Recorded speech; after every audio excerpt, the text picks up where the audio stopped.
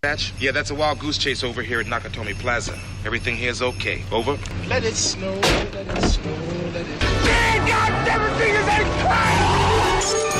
Welcome to the party, pal. I'm not ready to make.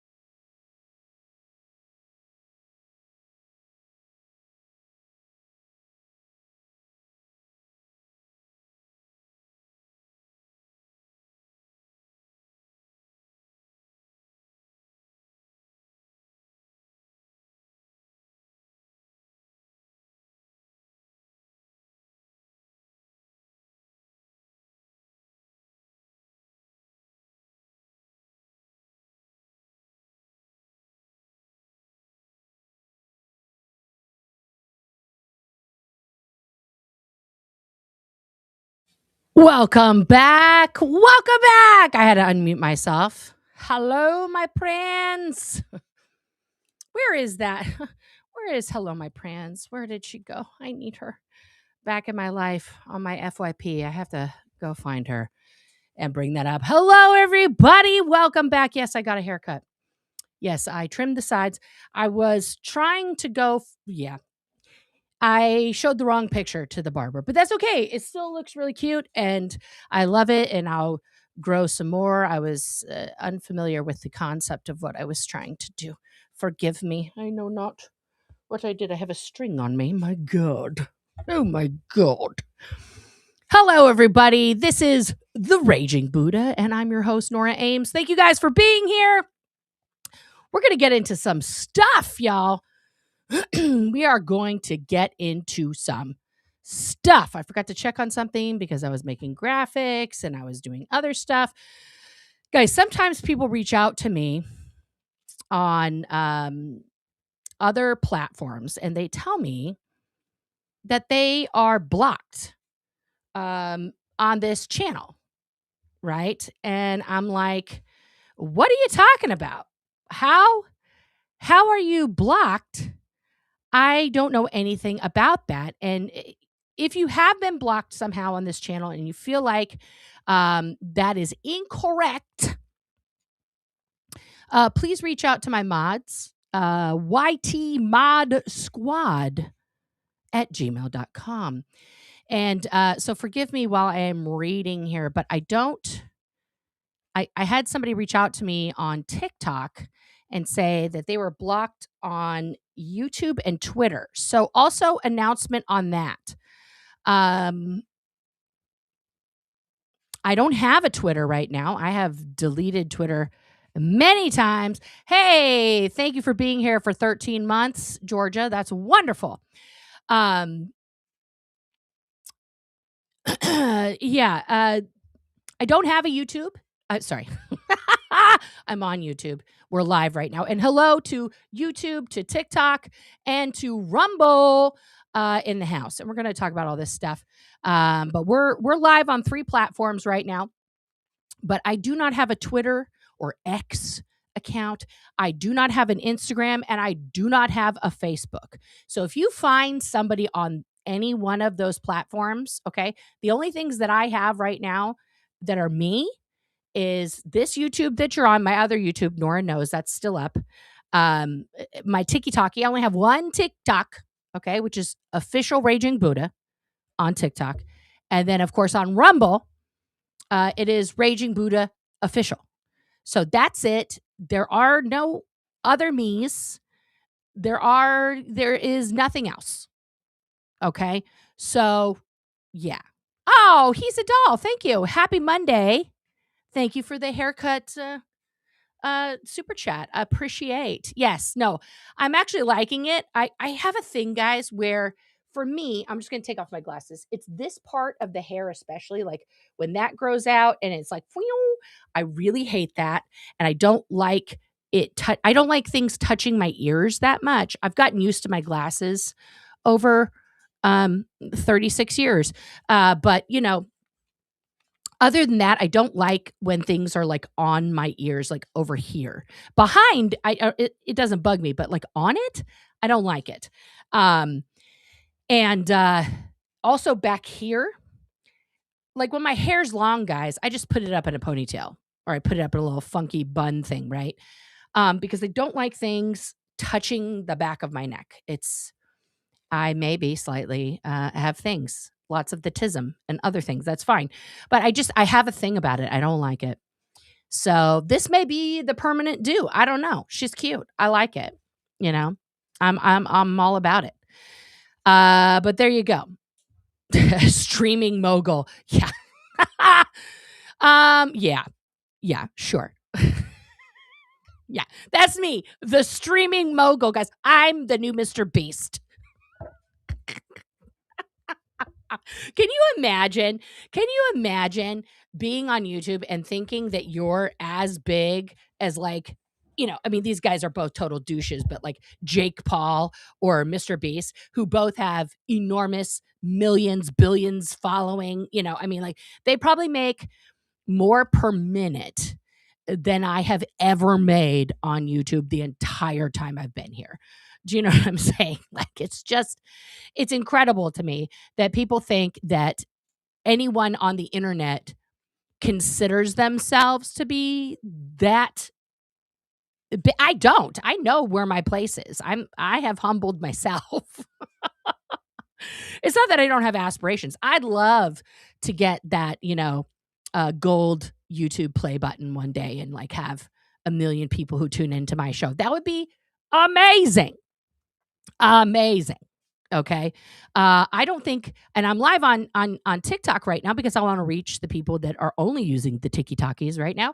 I think I've made a total of like $5 on TikTok ever. Okay. I had my ears lowered. No, these are some big ass. I got my dad's ears. Look at those ears. Those are some ears, yo. Those are some ears, and I embrace them. I embrace them. You know, and on YouTube, yeah, I've made a few bucks. Nothing to like, be on permanent vacation with or anything. I mean, my wife works, so yeah. But I do this to bring awareness, and I do this because it's important. I think it's important to talk about these things. $5 more than you have, Selma. you know, and for the people out there who are like, that's not a job, get a job. This is a job. Can I just say how much of this is a job? How is this actually a job? Let's take the Mormon wives as an example, okay, of successful influencers. Now they're not the same as this. This is a long form content stream. They do TikToks. They are TikTok phenoms. They're TikTok stars, right? And I think I've had like one TikTok ever hit like the most, hey mommers, like 20,000 views or something like that. I don't even remember. It was something ridiculous and it was like a one-off, right? And I'm like, okay, yay, I made it. I did a thing. And then that was it. That was it. The Mormon wives, if you guys don't know who I'm talking about, I am talking about the Hulu sensation, The Secret Lives of Mormon Wives, which they dropped season 4 just like all at once, all 10 episodes. You're not doing it over 10 weeks. Why? Because Tay, okay, that's what I call her, Taylor Frankie Paul, is the new Bachelorette, which is already finished, filming. There are spoilers abound on the internet. But these women, okay, and Taylor Frankie Paul credits herself, and other people credit her also, with inventing mom talk. Okay. And we see mom talk all over the place. If you're on TikTok, you'll see hashtag mom talk. Yeah, there was no reunion episode, Gen X. No reunion episode. We are all like, what's the tea? Well, let me just say this. I binged this weekend with my wife because we are super into it. And I want to bring up one of the creators' TikToks because there's, these people are real women. They are not fictional characters, just like I'm a real woman. I'm not a fictional character. Um, and the person I want to highlight and talk about right now is Jen Affleck. Okay. Jen. Okay. So season 1, we get introduced to Jennifer Affleck. That's right. Not J-Lo. She claims she married into the family. Okay. And that it's, I'll pull her tiki-taki up here so you guys can see. Okay. Now she told the world, yes, my husband, oh God, I just put let me flip her over here. My husband is related to Ben Affleck and all this stuff and blah, blah, blah. He's a cousin, right? So apparently by season 3, we find out that that was a joke. That was like an inside joke in the family that she ran with. And the producers were like, this is great. We have an Affleck on, right? But she was very, very sweet, right? She's this sweet girl. Her mom is an immigrant. Her mom is not famous. Her mom married into, a Mormon family, and Jen was born, and like, she was like the only one of these ladies on TikTok that was still wearing her garments. And if you don't know what the garments are, it's magic underwear that Mormons believe protect them from sin and all this. It's a whole thing. But she was like the only one still wearing the garments. And she was like this, very, very, prude, right? And she blossomed over a few seasons. And you saw how like fucking toxic her husband was, just like never supporting her, never being by her side. And he's a rich douche, right? He's like, I'm going to medical school. You have to move, And so she moved all around with him, and then he drops out because, frankly, this is part of the problem with these women's marriages, right? Is that not only are they Mormons, which is a very traditional, like trad wife type of environment, but it is like literally the stuff that you see from these bro douches who are like, real men lead their women and women want to be led by a dominant man. They want to be told what to do. They don't want to make decisions, like just complete idiocracy, right? In the manosphere. And if you have not seen that amazing documentary by Louis Theroux, please go watch Manosphere. I think it's called In the Manosphere or whatever by Louis Theroux. It's on Netflix. Amazing.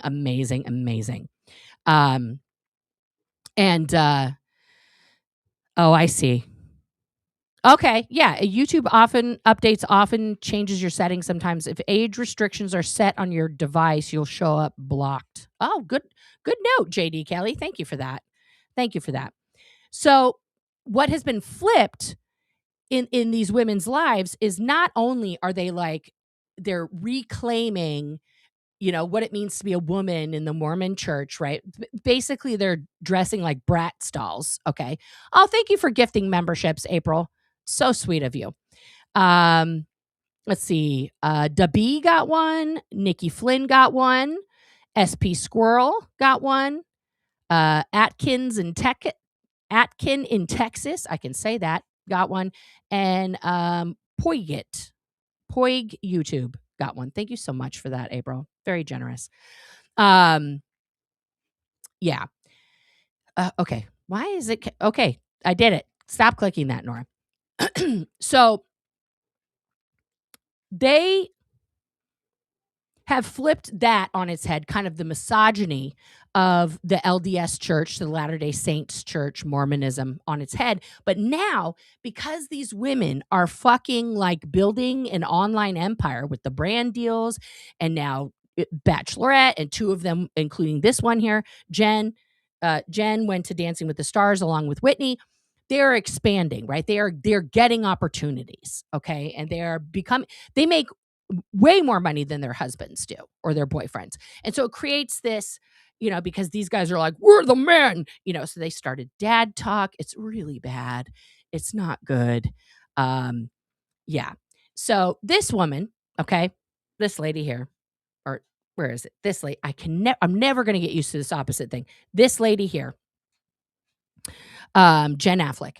So she was on Dancing with the Stars, and so was Whitney. She got voted off earlier than she wanted to. And in the final episode, we see her basically like treat Whitney, who, by the way, in season 1 was the total bad guy. Everyone was like, Whitney's the worst, right? Whitney has had such a great like villain to hero arc, like fucking touche, Whitney, touche. But Jen, who I was surprised, always nice, always kind, usually the first person to like, try to talk with people, was so fucking unbelievably rude to Whitney. Okay. They all live in Utah. Duh, they're Mormon. Okay. So Whitney and Jen and their families, okay, moved from Provo to Los Angeles because they have 6 weeks of taping or 8 weeks of taping, for Dancing with the Stars. Okay. So Connor and Whitney find a house. They rent the house. Everything's great. Jen and her husband are just Zach, they can't throw the Affleck name around and get a fucking rental. So they show up in Los Angeles, literally homeless, with a U-Haul filled with their whole fucking house and their 3 children. And Whitney's like, okay, you guys come stay with us. Whitney and Connor were like, our doors are open to you. Connor and Zach are now watching like 6 children together. Okay. To like fucking let these women go. And neither of them really realized what the time dedication was to dancing on Dancing with the Stars. This is literally a full-time job, right? So there's a lot of tension between the husbands and wives and like how much time they're spending with the kids. And Zach finally has like an epiphany, like, guys, parenting is hard. Oh my God, I'm sitting alone in the bathroom because I just feel like I want to cry. It's so difficult. Yeah, bitch. Welcome to fucking being present in your own fucking children's life. Like, good God. Connor, on the other hand, sign this man up as everyone's therapist, okay? Because Whitney's literally having a breakdown about not being a good enough wife, not being a good enough mom, not hitting her marks on the show, and it was a bad blocking day. She's just having a whole fucking like meltdown. And Connor's like, that sounds like it was really difficult for you. Just know that I have got this. I am here to support you, okay? Everything here is good. I love you. I am so happy for you right now. Meanwhile, Zach's like, you're just not making being a mom and a wife a priority, right? So Jen is like, not only is she getting like shit support from her husband, but, somebody on the cast is doing better than her. And she got a lot jealous. And her husband's like, well, Whitney is this and that, right? Just talking, just chirping in her fucking ear about Whitney. Now, mind you, remember what I said. She showed up with her husband and her 3 kids, one of whom is an infant, newborn, like 8 weeks old and shit. Okay. Whitney was like, okay, we'll do the chaos. We got it. And then they finally found a place and it was fine. This woman flipped the entire script on her and was like, you're not really my friend. And Whitney lost it in the most controlled way possible. She was like, she listed all the things. She's like, you're literally telling me we're not friends? Fuck you. And I literally was like fucking standing ovation for Whitney at that point. Right. So then her idea of a good thing to do on the internet was this post. Okay. Let's bring up this post. You know what helps me sleep better at night? When someone said, when God put a calling over your life, He already factored in your stupidity. What? Look at these comments, y'all. Look at the comments. I have to make this bigger so you guys can see these comments. No, that's the wrong way. Let me do it this way, and we'll move this over here because I want you guys to see these comments. These comments, y'all, are brutal. Brutal. Now, for all the people that think I invented the word Darvo and I'm the only person who says that on the internet, do not do a drinking game where you see how many times people say that she fucking Darvo'd Whitney. Girlfriend, you demonstrated Darvo perfectly, not something to be proud of. Search is Darvo Jen Affleck. Laughing my ass off. LMAO. Lols, as my kid would say. This was the comment I left. It's still up there. Nobody said anything. No one liked my comment. It's just sitting there. This will never not be my favorite meme. I was rooting for you. Right? She literally cleaned your house and comforted you. In prior seasons, I thought Zach was bad for you. Turns out you guys are equally yoked. Comments did not disappoint. Guys, let this be a learning lesson. When you don't clap for others, no one will clap for you, no matter how well you do. Okay? Finishing the season and Jen being a bully was not on my bingo card. Okay?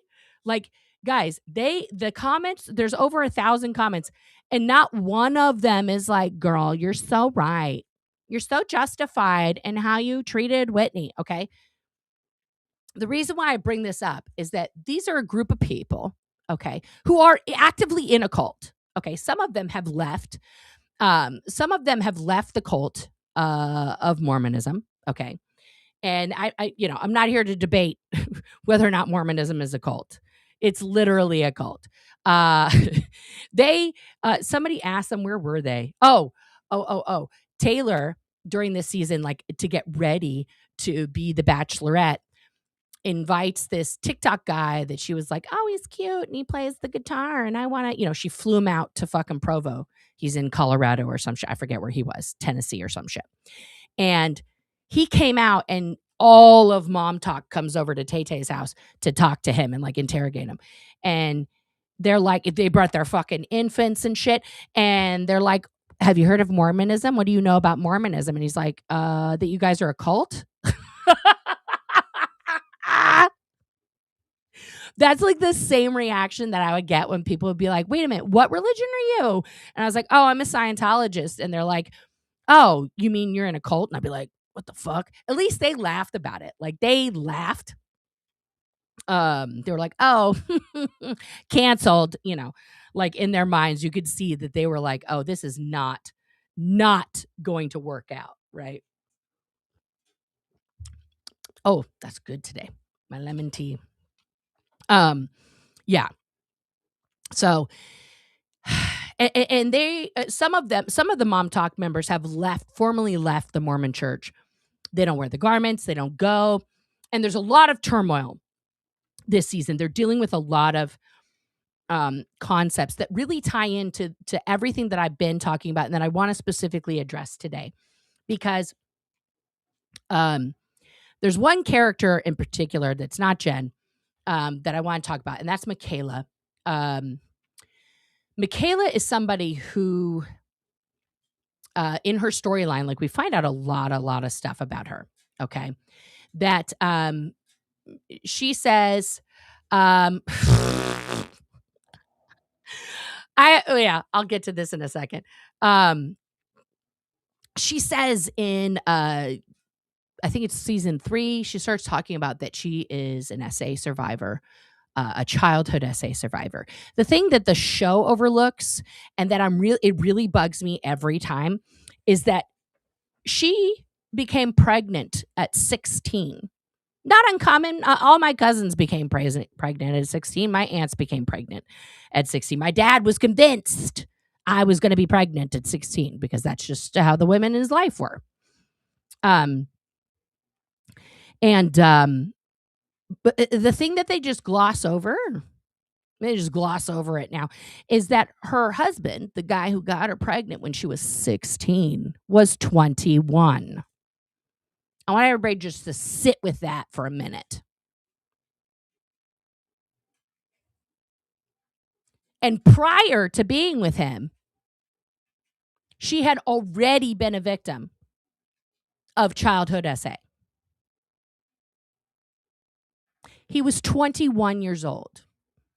And in the Mormon church, just like Scientology, that is totally acceptable because there are no children, right? So now she's 25 and he's 30, And she has been pregnant essentially for the last 3 years. Okay. And now she's like, I cannot have sex anymore. Number one, because she has like an autoimmune flare up that like irritates her skin from head to toe. It looks like eczema, but it's something else. It's like this whole autoimmune reaction. Her entire body hurts. She had sex during that with her husband where it was not fulfilling in any way, shape, or form. It was just painful and horrific, but she did it out of her duty and bore this man another a child recently.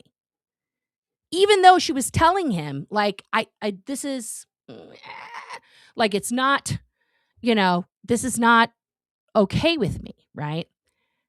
But they all gloss over the fact that this man started a sexual relationship with a 15-year-old at the time.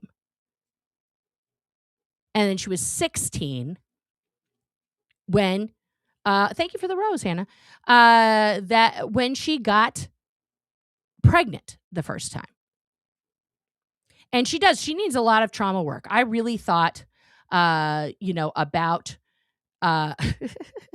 about the shots and the relief I got and the ability that I have now to really look at my trauma, to go into it and, observe it and not have it just like overwhelm me in the way that it used to, where I just couldn't like do anything. It's still overwhelming. I'm not going to lie. Women do have semen allergies. That's true. Yeah. So when I see that, and I see that like the total parallels between the misogyny in the Mormon religion and the inherent misogyny in Scientology, like this is baked in, but it's worse than that, right? It's worse than that because I'm not, if there's any LDS people in here, correct me if I'm wrong, because I haven't done a deep dive into more. I've seen a few documentaries, but I don't know everything about Mormonism. But the whole children bride thing, that's just expected. From what I gather, because that's the role, that's the only role of a woman, is to serve her husband and to create more children for the Lord, right? And they actually get like bonuses. It's like a bonus. How many kids have you birthed will give you a bonus in your afterlife. Like you'll get a better planet to inhabit and things like that, and then, if you're a good wife, you get to spiritually be forever with your husband instead of being separated, and that kind of stuff. So how does this, and I see, what I want to say is I see the same correlations between the erasure of children. And when I say that term erasure, it's a very distinct term that is being used more and more about the literal, it is what it means. It's the literal erasing of the human spirit, right? The erasure of you, of self, right? And there are various ways that I talked about in the last video that has happened. We've seen it culturally. For example, just one great example. It's not great. One prominent example, not great, is in America and Canada specifically, okay, with the native populations. Children were stolen from their parents and grandparents and aunties, from their family, and shipped off to, and this happened in Australia as well with Aboriginal peoples there,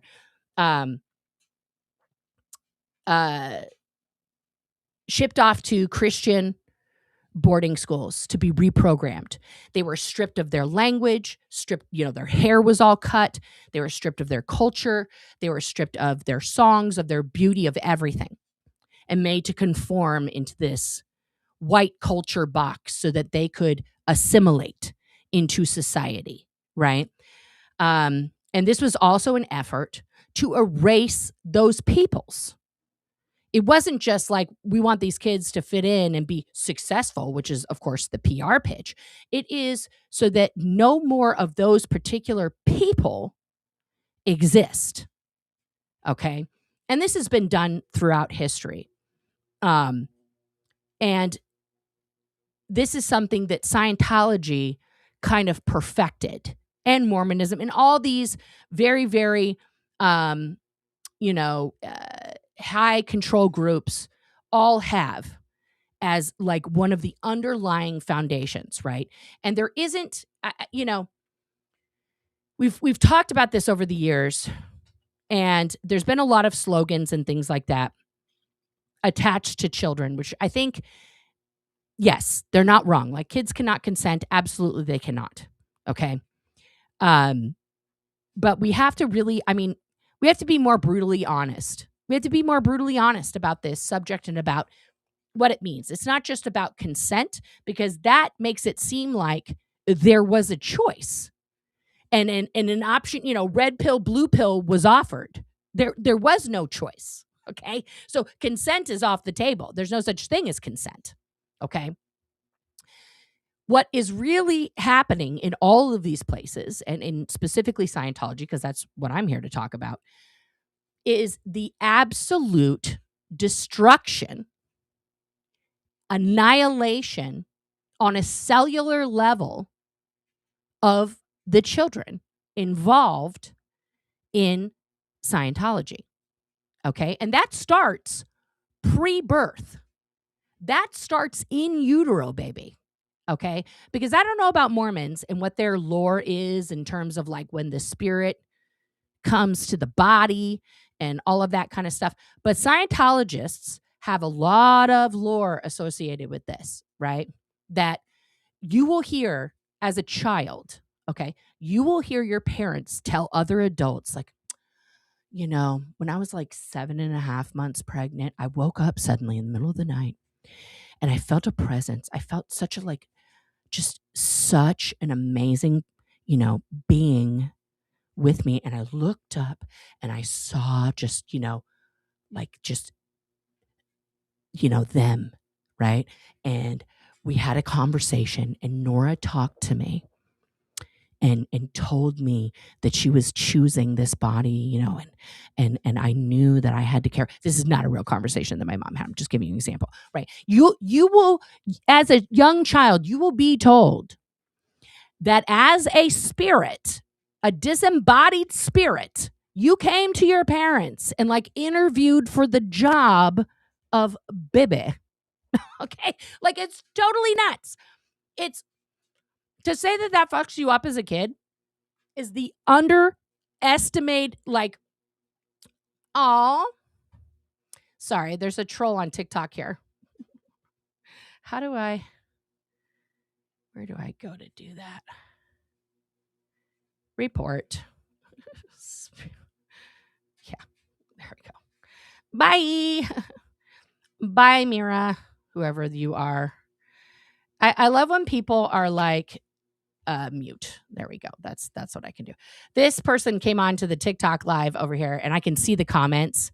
You didn't allow your Scientologist ex-husband to do that to your daughter. But is that incorrect, though, Amy? That is like literal conversations that Scientologists will have, okay? With their kids and with other people about their kids. Yeah, I don't know. That person was a little wild over there on TikTok. Hang on 1 second. I gotta blow my nose.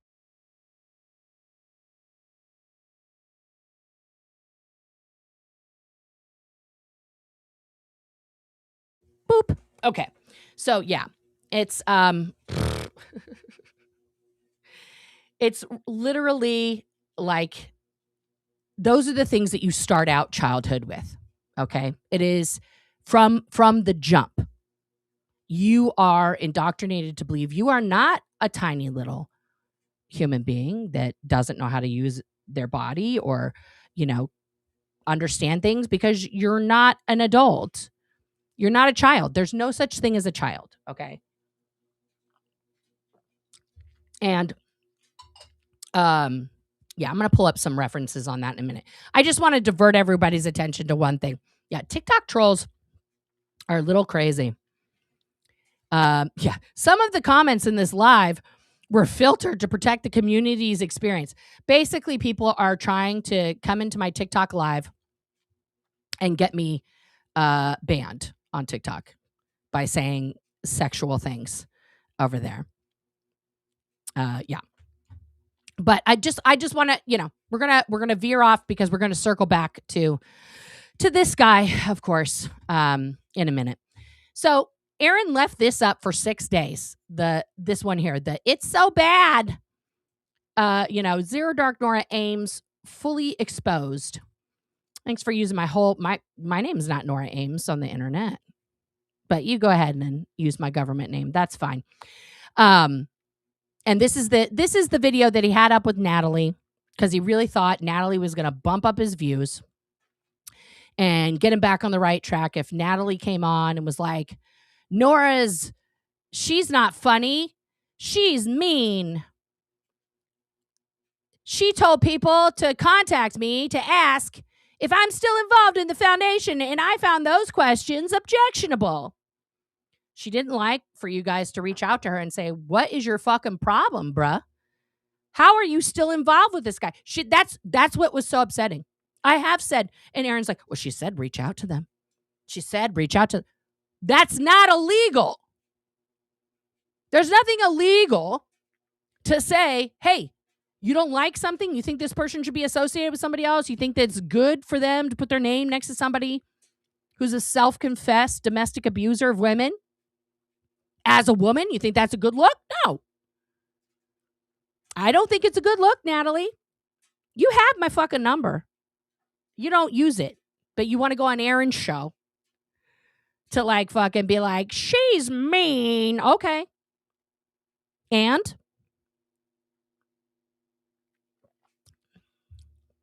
every time Aaron said something completely outrageous, she's a narcissistic sociopath. Natalie's like, yeah, she looked like a fucking hostage in a proof of life video.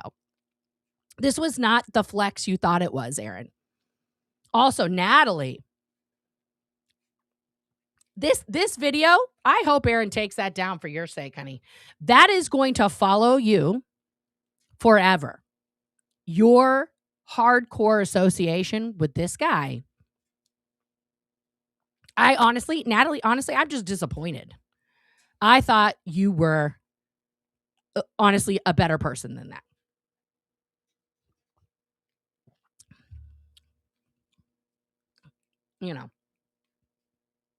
Nothing worse than a mean lesbian. I know.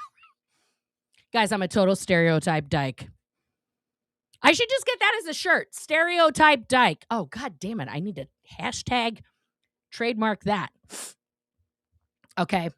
Yeah. All of these guys are showing their true face right now. And then, okay. So obviously you see, I started going live. He had nothing scheduled. He's going live right now. Of course, members only. Because the only time Aaron will show his true face is when you are paying to see it. Otherwise, he's on video like, hey, everybody, pew, pew, come to my pizza donut party. Come to my pizza donut party and hunk for me, baby. Hunk for me. We're stopping Scientology one hunk at a time. That's not fucking stopping Scientology. People need to first understand Scientology. Okay. Yeah, I will never not see that kiss as the Josh Hawley kiss. Okay. This is a great screen grab. Why is he using this one from 2 years ago? Also, Aaron, stop saying that I had a mental breakdown outside of my therapist's office. That's false. It's actually a lie. This video was filmed inside my car. It's very true. I was very upset. I was listening to your live while I was driving. Bad idea. And I got very upset 2 years ago before I had the shots, actually it was a little bit after the shots, but before I had a fuck ton of trauma therapy.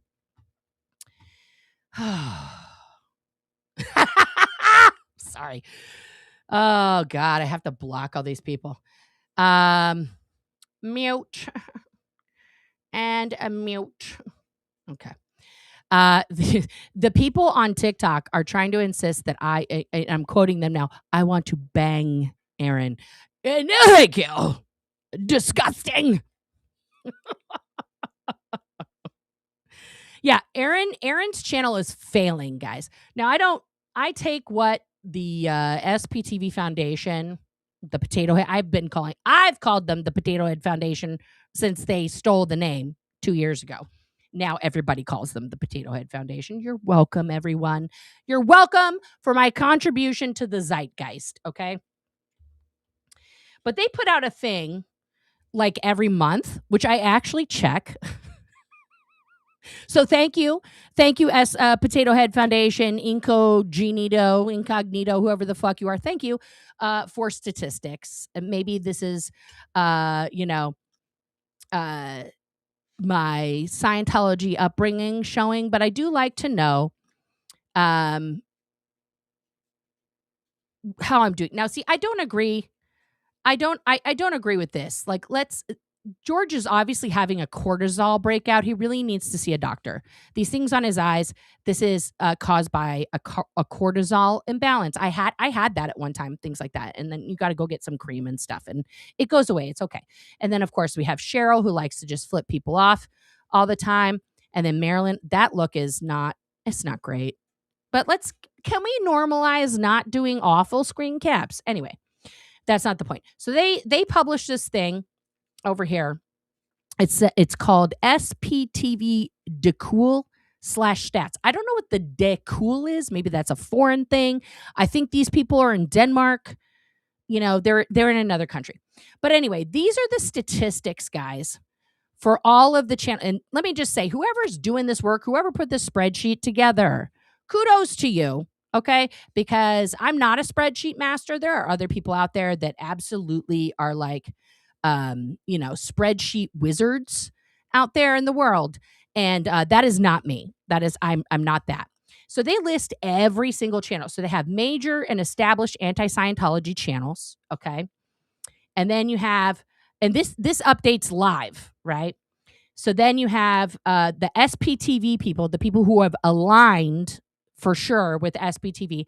And then they have the other people, and this is protesters. Okay. These columns here, right? You can see subs versus videos, overall views of the whole channel, how many videos, and how many total subscribers.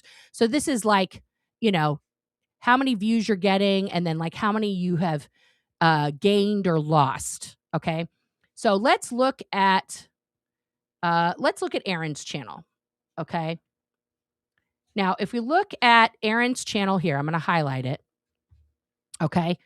So he has 255,000 subscribers, 3,297 total videos. He has being 131 million views, like snaps for putting up that much content. Okay. So he is now these two things here, views, percentage of views weekly and percentage of views year to date. Okay. So Aaron weekly, his views weekly by week is 15%, and year to date is 3%. 3%. Now, conversely, let's look at my channel. Okay. This is me. Oh, no. Let's just highlight. Okay. So let's look at the statistics. I have 2,840 subscribers, 160 videos, 432,000 views. Okay. Gained some subs here, some 24 more subs. Weekly, I'm at 4.57%. And year to date, hot dog, 61.06%. Now, actually, not to brag, but I will for a second. That's actually the most engagement out of any of the channels. As an example, where's Scott? Where's the lore of everything? The Linzer. No. Here we go. Here's Scott. Okay. Scott is beating Aaron right now, except for here, is at 0.25% and 5.62%, as opposed to Aaron's Okay. And this is just numbers. This is not, you can't fake it. Thank you, Miriam. Numbers don't lie. Okay. As opposed to Aaron's 5.15%, not even a whole percent yet, and 3% for the year. So Scott's winning that one, but I'm beating both of them by a lot. And they don't like it. They don't like it. They don't like when anybody is hashtag winning, just like Jen on Mormon Wives did not like that Whitney was winning the competition. Okay? So what does this all mean? Why does Aaron keep insisting on doing this? Right? This is not what I've been doing about him. He's like, well, if you've made content about him for this long, you should expect him to have a response. Okay. It's America. He's welcome. He's welcome to say whatever he wants. Aaron, I thought this was happening at 2:30. What happened? Where's the live? You're 8 minutes late. You must be watching me. Everybody say hi to Aaron. Thank you, Jennifer, for being a member for 10 months. He thinks you're me. Everybody's me, guys. Did you know that? This is how fucking paranoid and crazy they are. Everybody is me. It's impossible that everybody's me, but he thinks so. It's a little bit crazy. Somebody said, was it on Maryland's? Somebody in the comments was like, was that one of Nora's minions? I'll have to pull that up. It's one of the most ridiculous comments I've ever seen. And and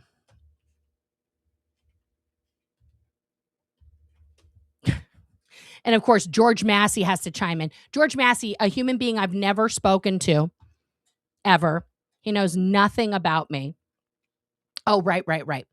This was, she posted this comment that Toddy Skip made that frankly it's not the best look, Toddy. I will say that. This seems not great. Maybe you meant it differently. I don't know. But the words here are not, I don't think, anyway. So if you go to the, it's just, it's a little, it's a lot. It's always the same people. It's the same, like, there's Susie. And,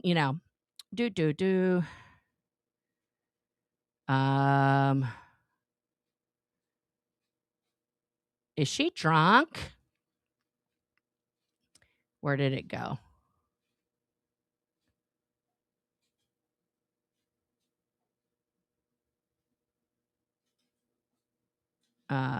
No, I can't find. Maybe they deleted it.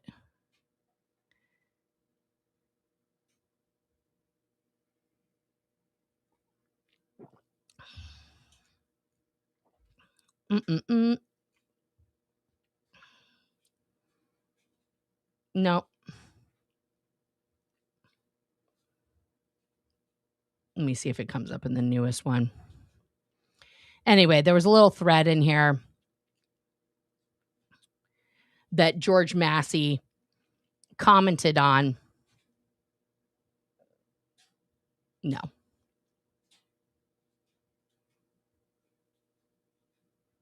Where he implies that, oh, here we go. This person, Criverism. Is this Nora or one of her minions? Which, of course, Marilyn loved. Okay. And then George Massey, who I don't have any association with Toddy One Skip. She has fucking talked so much shit about me. She was fucking throwing me under every bus available for like a fucking year. Why would I talk to her? She's asked me through multiple people. Toddy would like to talk to you. She wants to interview. I'm not. For what? For what? So he says it's a minion of one of Nora's minion. A minion once removed. They're all so lovely.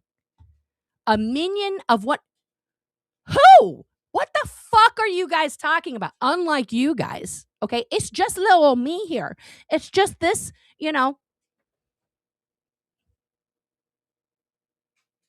this little old stereotypical dyke minding her own beeswax, doing my thing. I don't have minions. I don't have a crew of people that I command to go say things to people. In fact, I say very clearly, make up your own mind. Make up your own damn mind, right? And also, to go find out for yourself. It's totally fine. Talk to whoever you want. Be in whoever's chat you want. I don't give a fuck.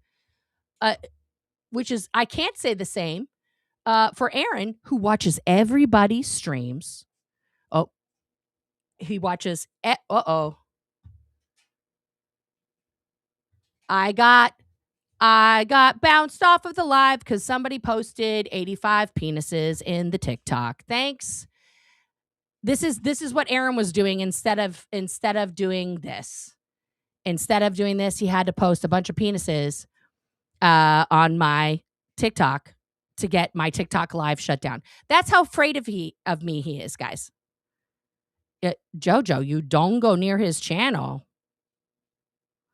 Hot dog. Don't dong do anything.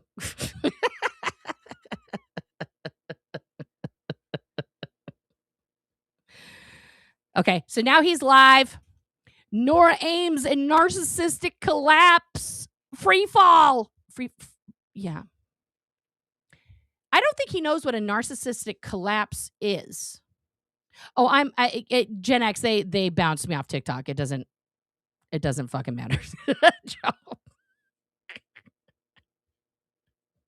Come on, I was making a joke. I know what you meant. You said you don't go near that channel. But that just made me laugh, Jojo. Your spelling, the autocorrect miscorrection made me laugh. I'm sorry. I love you. That was funny because the guy had just posted penises and then you said that, and that was like perfect timing. I'm sorry. You set me up for that joke. But yeah. Ding dong. Yeah. It's all right. It's okay. So this is going to be his entire life now because, as you can see, his last live was about me. The one before that was about me. He did 21 minutes to show you a very edited interrogation video, right? This Josh Hawley kiss here, let me steal Jenna's content. More talking about me, talked about me, talked about me, talked about me, talked about me, talked about me. It's like you really, really like me. I mean, yeah, the penis nonsense. I'm sure that was, I mean, I'll be honest. That was either Aaron, Scott, Eric, Cheryl, or Marilyn.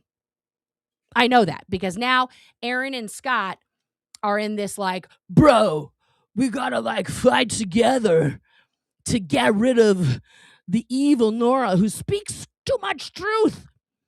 Too much truth.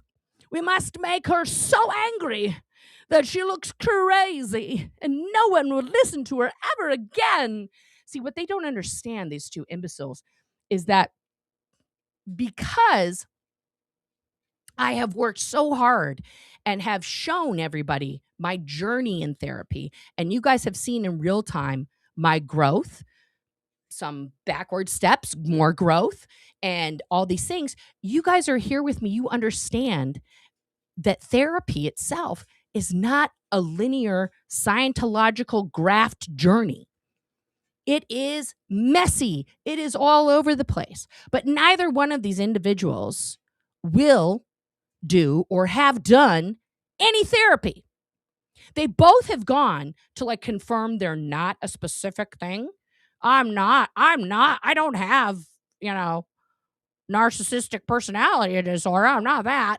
I don't have this. Right? They do it to confirm their own bias about themselves. They don't walk into therapy going listen, this is my life. I don't know what the fuck is going on with me. I need some help.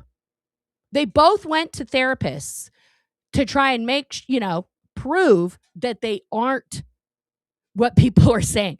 No therapist, a psychologist, psychiatrist worth their salt, okay, is going to tell a person who's not there to get better, who's not there to be curious about themselves and get, you know, get better or improve themselves in any way. They are not going to tell anybody like, oh, absolutely, sir, you are perfectly fine. You don't need any of this. So sorry, but there's no refunds. Like, this is just the way it is. Like, neither of them got told that. Neither of them got told that. Neither of them. You know, therapists also, once you've been in therapy a certain amount of time, therapists meet you where you're at, right? They don't start out with the big fucking guns, right? Well, you've got some, they are going to ease you into it because the first thing they want you to do is recognize it in yourself through therapy, through reflection, through, addressing these things, reading, learning about trauma, doing the stuff, right? And then you start to get curious about things and you start asking questions. That's when the, communication goes back and forth about, well, like, how do you see yourself in that? Right? Now, sometimes if you're, if you've been in it long enough, you're like, am I this? And then they'll be like, well, yes, and you can, if you are in therapy, you can see your formal diagnosis and stuff. It's in, like for me, I go to Kaiser, it's in the after visit summary, right? So I can see that, I'm like, oh, I don't know if I agree with that, but so yeah. Yeah. It's just, yes, you cannot face it until you see it for yourself. Correct. Okay. Yes, exactly. Like you guys, it's like you guys have been in therapy. Unless you're me, 20 years, and I know the spiel, the reflection and addressing, as you say, is the other bit. Correct. Okay. No, nobody walks in and is like, oh, stamped, totally sane. Like that's not how that goes. Right. So you're just selling your audience a bag of dicks. Okay. And these are not fresh dicks. These are cheese dicks. Okay. This is disgusting cottage cheesy dick that hasn't been washed. Okay. So don't do that. Don't do that. So while we're on the topic of Mr. Smith-Levin, let's talk about a couple things because as we can all see, he's not in Clearwater. His last videos have shown that he's not in Clearwater. This is the documents for the trial that is yet to come. And this is the one that already finished. As you can see here, it says jury trial, not guilty verdict. Now, both of these things have one thing in common. Okay. There was a couple motions, the motion to travel and the motion in limine. Okay. Similarly, on the one we have coming up on April 14th, the motion to travel was put in on the same day for both cases. Okay. Oh, no, I read your joke. Selma, I read it. I'm sorry. It's when it goes past a certain point, I can't scroll back to it, but it was a good joke, Selma. It was good. I liked it. You went to your therapist and said, I'm autistic. And he was like, yes. Sometimes that happens. They're like, yeah, good for you. Good for you for being self-aware. That's a different thing though. Like if you're totally self-aware about something like that, they're going to be like, there's a conversation about it. Right. Okay. And, again, here's the motion to travel in the next one that's coming up. This one is coming up right here, 8:30 a.m. on the 14th. There is a pretrial hearing on the 10th. Okay. But yeah, that's it on that. Okay. So the motion to travel is here. Okay. And this was where they asked, he's only charged with this little baby thing. He has a widely followed podcast. He needs to, he's required, guys. Okay. He's required to do this. required to travel to Los Angeles to review the appellate records. No one's required to do that except for the lawyers involved in the case. He's also participating in a Danny Masterson case, documentary. I don't know what that means. And blah, blah, blah, blah, blah. There is no ruling on this motion. There is no ruling on this motion here in the trial that concluded in a not guilty verdict for him on the chalk incident. No ruling, right? Because you can see here where they say order granting in court. This is the motion in limine, points 1 through 7, order granting in court in limine, point number 9, and then reserves ruling on point number 8. Point number 8 was never adjudicated. There's no ruling here. This is the top. There's no ruling here. Similarly, there's no ruling here. So my question is, was he allowed to travel? Did he have to check in with the court? There's nothing here. There's nothing here. So he may have, done some formal, but there would be a hearing for that because he's still under a charge.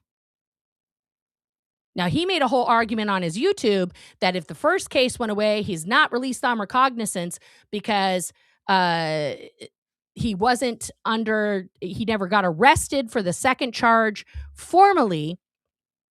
Okay. And he pled not guilty already to this, and he waived the arraignment. This was a direct filed charge, right? He'd already been arrested on an earlier charge, and he was, put into jail for 22 days after this was filed. So I don't know what the judge ruled on that. I don't know what the legal rules are, but it's weird to me that this motion was there and it wasn't approved or denied or ruled not valid because the, defendant is not on ROR, but he traveled anyway.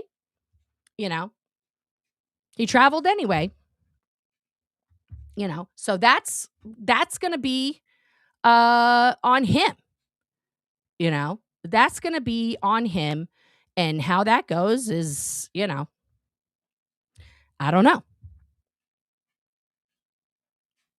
That's going to, But guys, I listen, I'm not a lawyer. Okay? I'm not a law scholar. I look at the laws, and as you can see in my new thing here, okay? Let's please remember this. Everything stated in this program is the opinion of the host and should not be taken as fact. Okay? Please do your own research on any topic presented. Okay? And then that's my, anything I show you here is protected under fair use in the First Amendment. Okay? But let's be real here. Okay? Let's be real.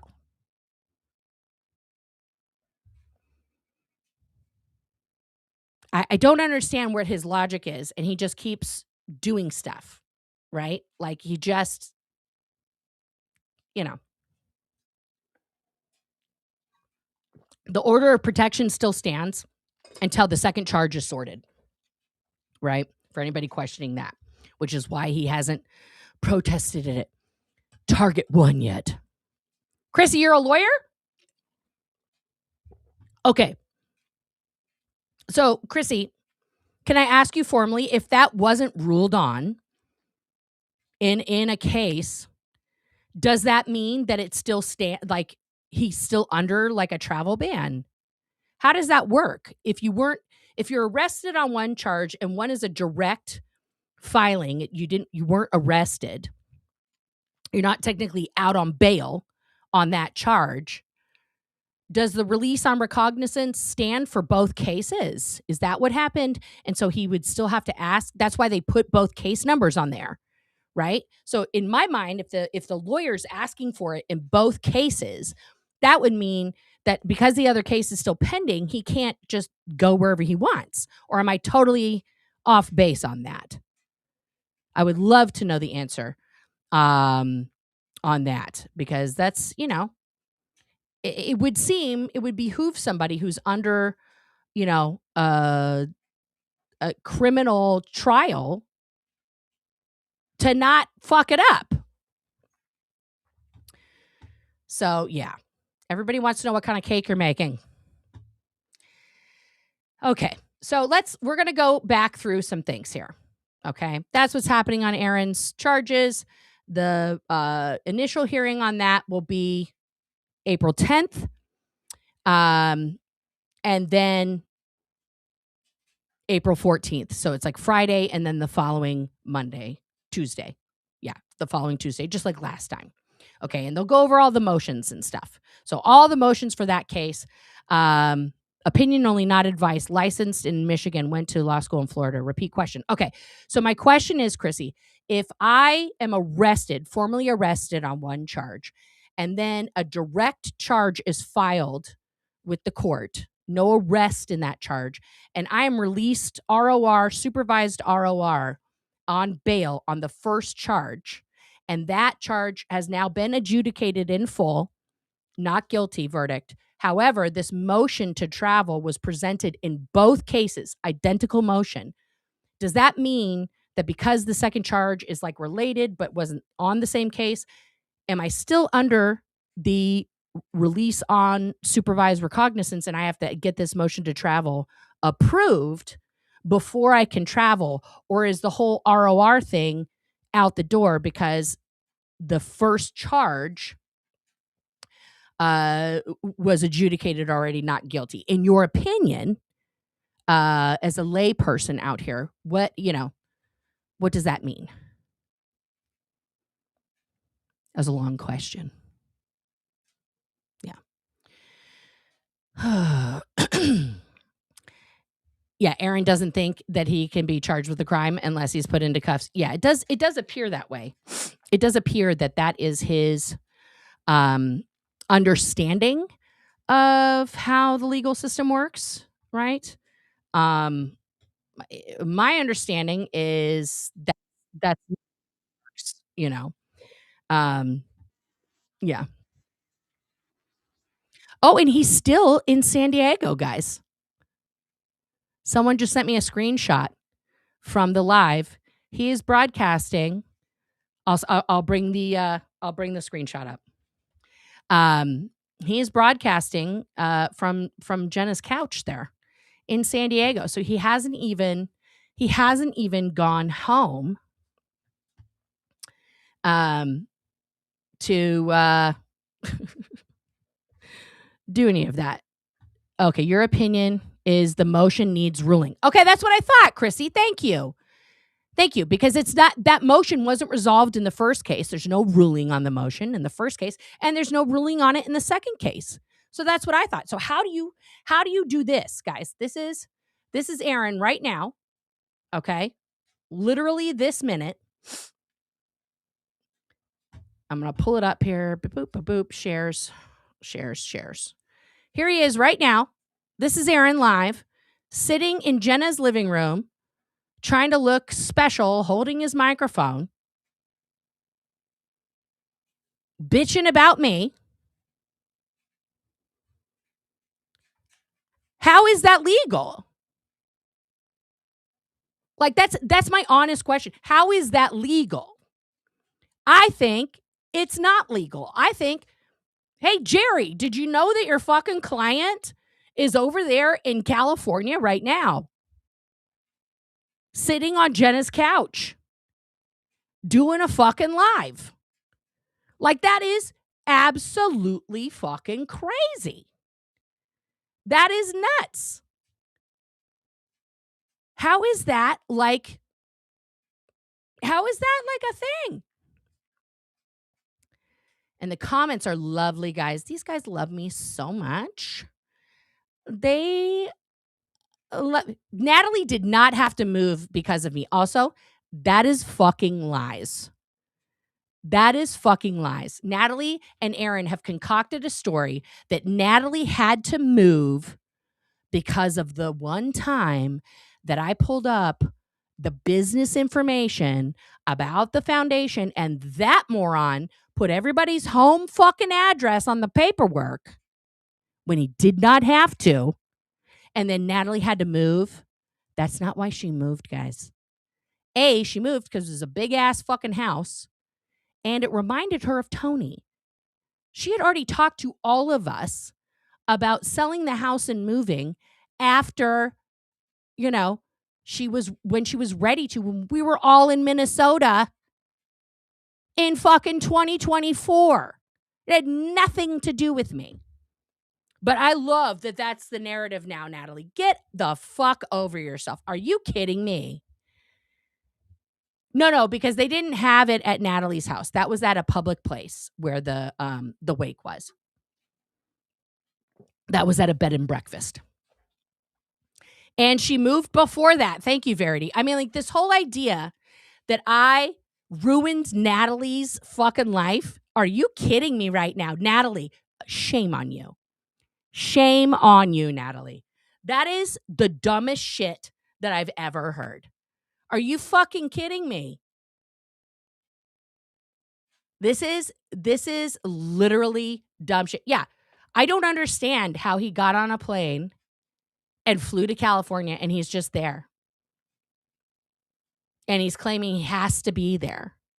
And I don't see any motions, any nothing filed with the court. I'm sorry, sir. You're under a, criminal indictment. You can't just move about the castle.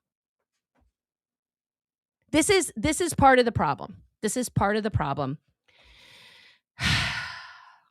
It's literally wild to me, guys. It's literally wild because Aaron's goal, okay. Well, let's talk about my goal. What was my goal? I stated it many, many times, and I'll restate it again here in this video because I am talking about Aaron Smith-Levin. My goal in showing Aaron Smith-Levin's words and actions, right now, he is live in Jenna's fucking living room in San Diego, California. He is not in the state of Florida, and I'm pretty sure that's a no-no while he's under criminal indictment. Okay? Showing someone's words and actions in real time and speaking truth about those words and actions, not a fucking crime. Okay? We all saw George Massey spin a lie for this guy saying Juliana was the aggressor when she jumped on his back. And so Aaron just tossed her off, and it's her fault that she fell into a wall.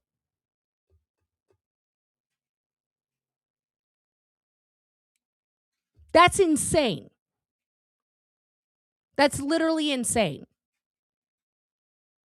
If one of Aaron's children, who was the same size as Juliana at some point, did the same thing to him, would he have tossed them off like that? Or would he have, put them down gently?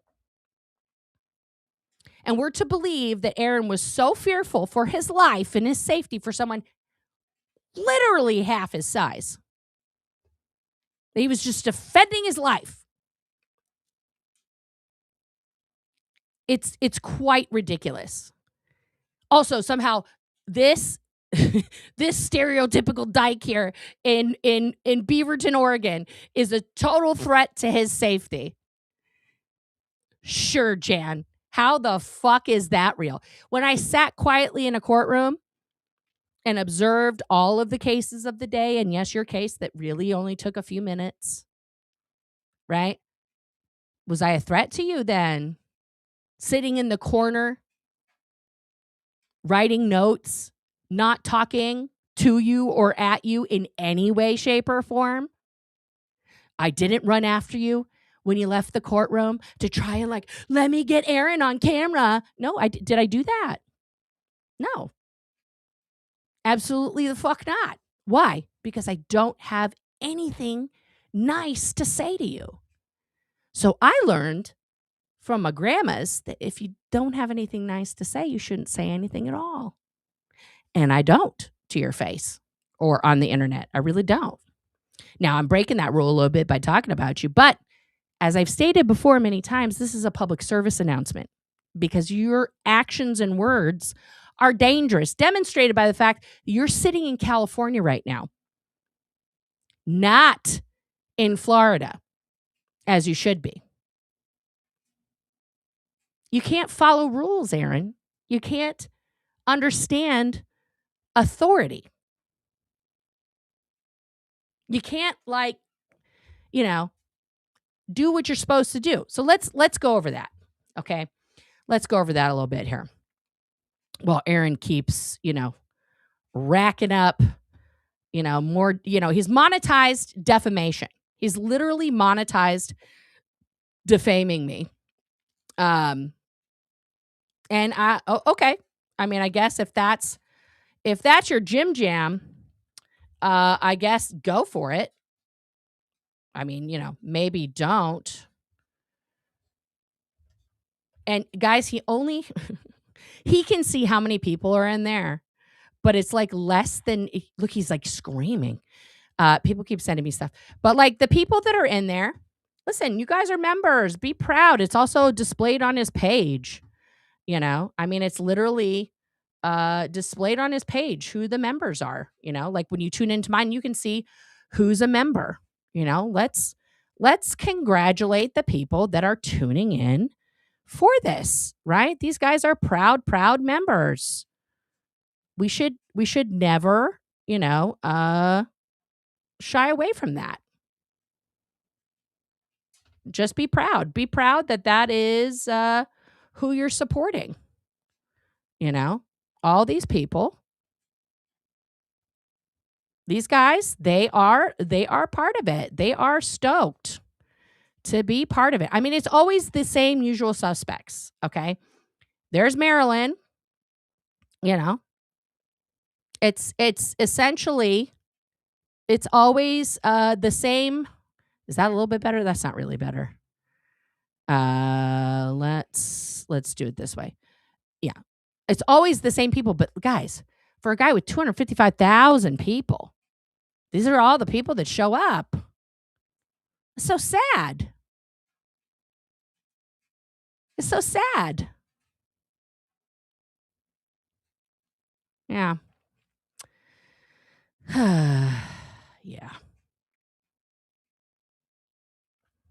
Let's do, I have to do, how do I get, stop and stop. All right. Yeah.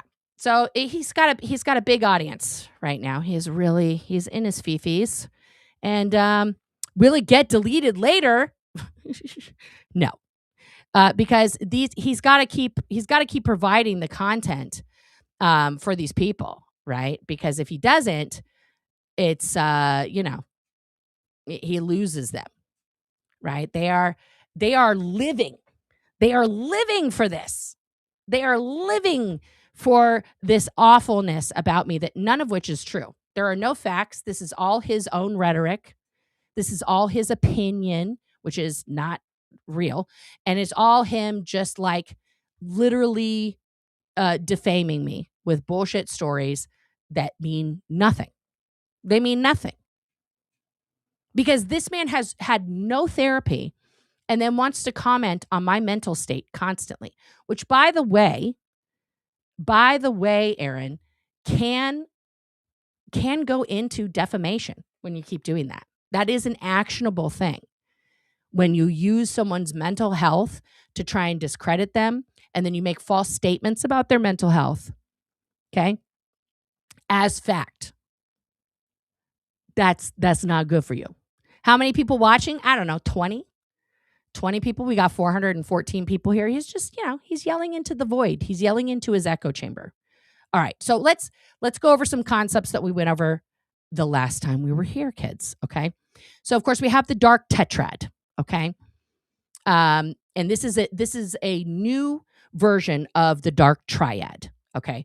Which is conceptually and clinically meaningful group of 4 harmful subclinical personality traits. Okay. Narcissism, Machiavellianism, psychopathy, and sadism. Okay. That define individuals prone to exploitative, manipulative, and cruel behavior. Okay. Coined in 2013, this framework expands on the dark triad by adding sadism, deriving pleasure from inflicting pain, to better identify people likely to engage in or enjoy harming others. Okay. So once again, everything I say here is my opinion. based on the things that I am showing you. You are welcome to form your own opinion, okay, about all of this. Refute me, whatever, okay? But these are the receipts I'm going to show you, okay? Hi, system of control. I see you. Hello.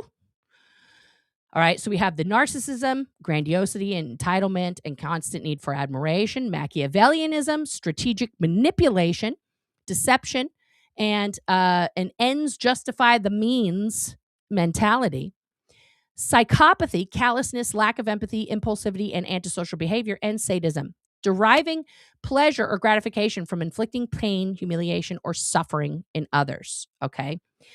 These are common behaviors, okay? Aggression and exploitation, using others for personal gain. Cruelty, specifically driven by the sadistic component, which sets it apart from the dark triad. Impulsivity, often acting without regard for social norms or long-term consequences. And lack of remorse, little or to no empathy for the pain caused in others. Okay, one second.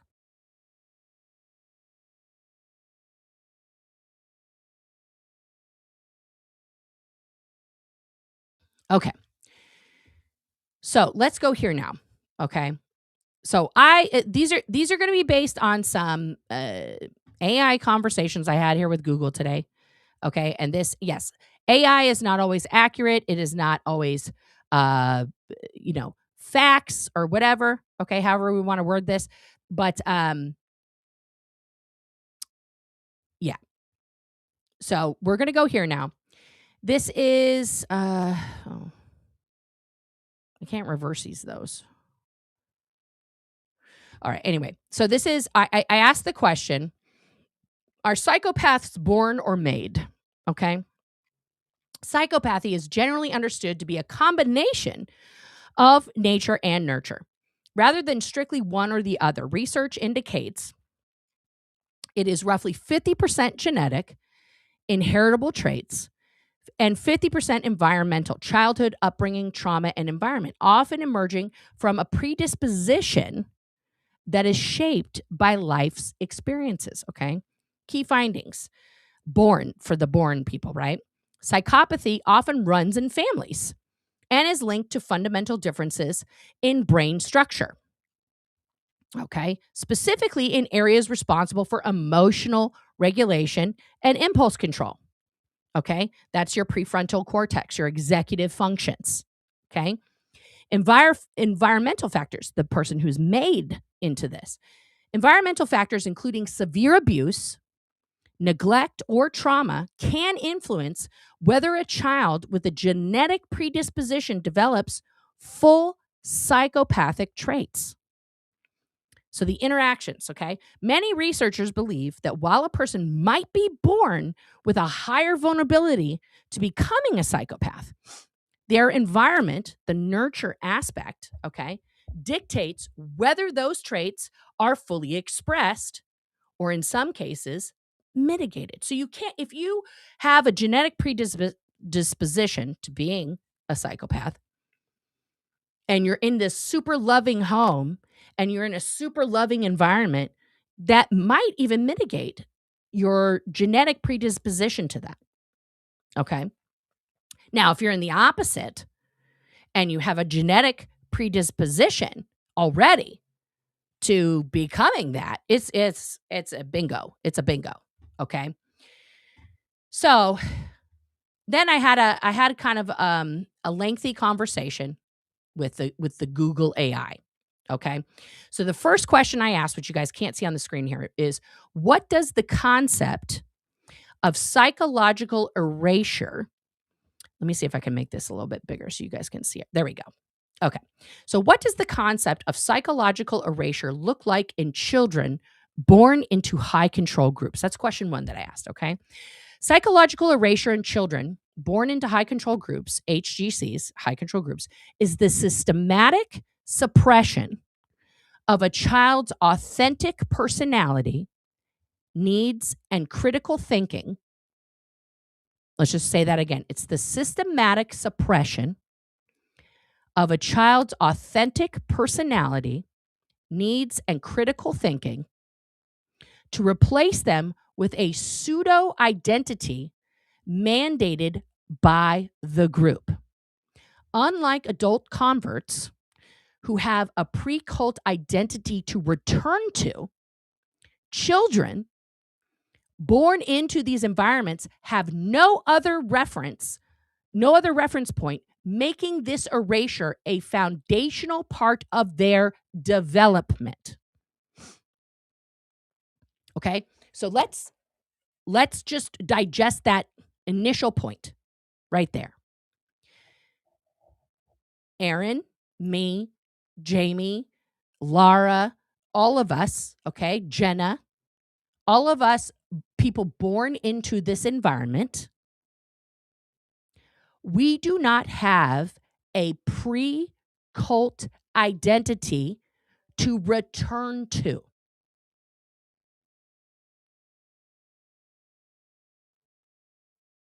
So when we leave, we have to not only figure out that everything that we were built as is wrong and not great, we have to learn how to be a human being as an adult. Okay, we have to rewire our brain how to be an adult,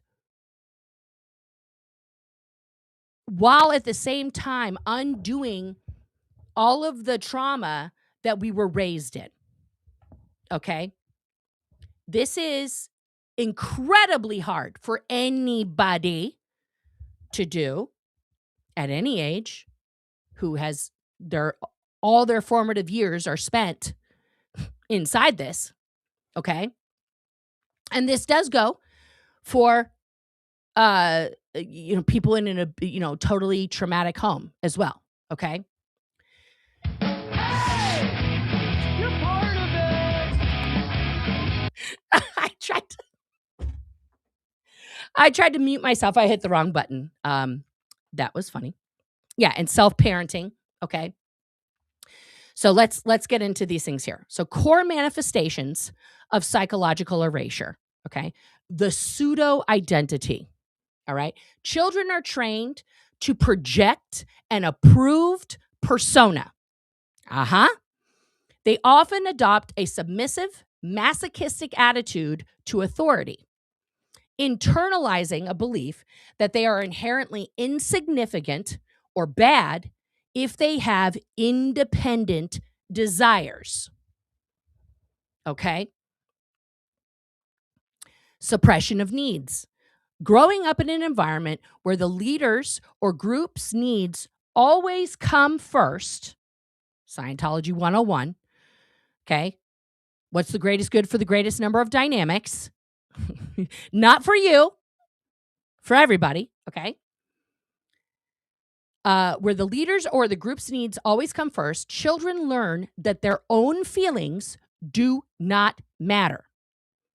This leads to an impoverished sense of identity and toxic independence, where they feel like a burden for having any needs at all. Cognitive erasure. Independent thought and questioning are punished or labeled as sinful or possessed, or in Scientology, out ethics, and theta, downstat, downtone. There's many versions. Suppressive. Okay.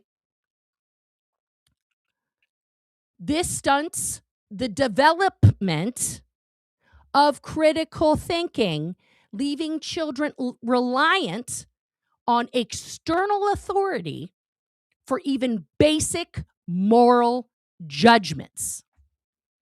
I want you to let that sink in for a minute. All of the children born into Scientology who are in that Scientological bubble, whether born into the Sea organization like Lara and Jenna and Jamie, okay, or like me and Aaron, born outside of the highest ecclesiastical order, okay? Our parents relied on their Scientology as our moral compass. There was no other authority, okay? So even people who aren't trapped inside the blue buildings and didn't grow up there as children, same, okay? Emotional numbing and disassociation. To survive overwhelming or unpredictable environments, children may mentally detach from their experiences. This can manifest as emotional flatness, reverting to a quiet, agreeable ghost-like state around the group. Memory gaps. Significant holes in their personal history where traumatic or conflicting events occurred. Erosion of attachment. High control groups often undermine the parent-child bond by elevating the leader as the primary attachment figure. Parents may be thought reformed to view natural love for their child as a distraction from the group's higher purpose. Now, we saw this detailed in Jamie's book very, very explicitly. Okay, and Jenna's book as well, and Catherine Spallino's book, and Laura's stories, where they talk about only seeing their parents as a young, like a 1-year-old, a 2-year-old, okay, for a couple hours a week. Now, all the parents in the group here, and I am one, can you imagine a world where not only are your children living away from you full time, from the time they are weeks old, but you only get to see that child 2 to 4 hours per week. And that's if you have done a good enough job. Is there any parent in here to be like, sign me up for that? I don't think so. But all Scientologists thought that's totally fucking normal. That's okay. Right? Get them like, yeah. Disassociation. Yeah. Okay. Signs and long-term impacts, okay? Experts at International Cultic Studies Association and Psychology Today identify several long-term symptoms. Hypervigilance, okay? A constant anxious state of reading the room to sense what is expected and avoid punishment, okay? Difficulty with self-regulation. A lack of experience in identifying or managing their own emotions because they were never allowed to express them. Okay? Now, you see this in ex-Scientologists across the board, right? Because not only were we not allowed to express them, it wasn't like, guys, there's no crying in baseball. No, it's like you are trained to be non-human. You are trained to be non-human. Okay? Identity fragmentation. Many second-generation survivors describe the feeling like they are acting a role in a play with a deep sense that their real self is unknown or non-existent.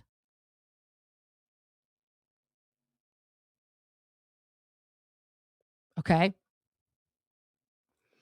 Practical disenfranchisement. Because they were erased from mainstream society, they may reach adulthood without a social security card, a high school diploma, a birth certificate in a lot of cases, or basic life skills. Then it asked me a question. So I asked the second question here. Follow-up question. This is the question I asked. How would these traits manifest in people born into and raised in the doctrine of Scientology. Okay? In Scientology, psychological erasure for those born into the group, often called second-generation adults, is uniquely shaped by the technology. I love that it put it in air quotes. Thank you, AI. Doctrine of L. Ron Hubbard. Because children are viewed not as children, but as thetans, immortal spirits in small bodies, they are often expected to behave with adult-level self-regulation and rationality from a very young age. Okay, the adult mask. In Scientology, children are frequently pushed to be high tone, uptone, projecting an image of being happy, productive, and in control. Okay?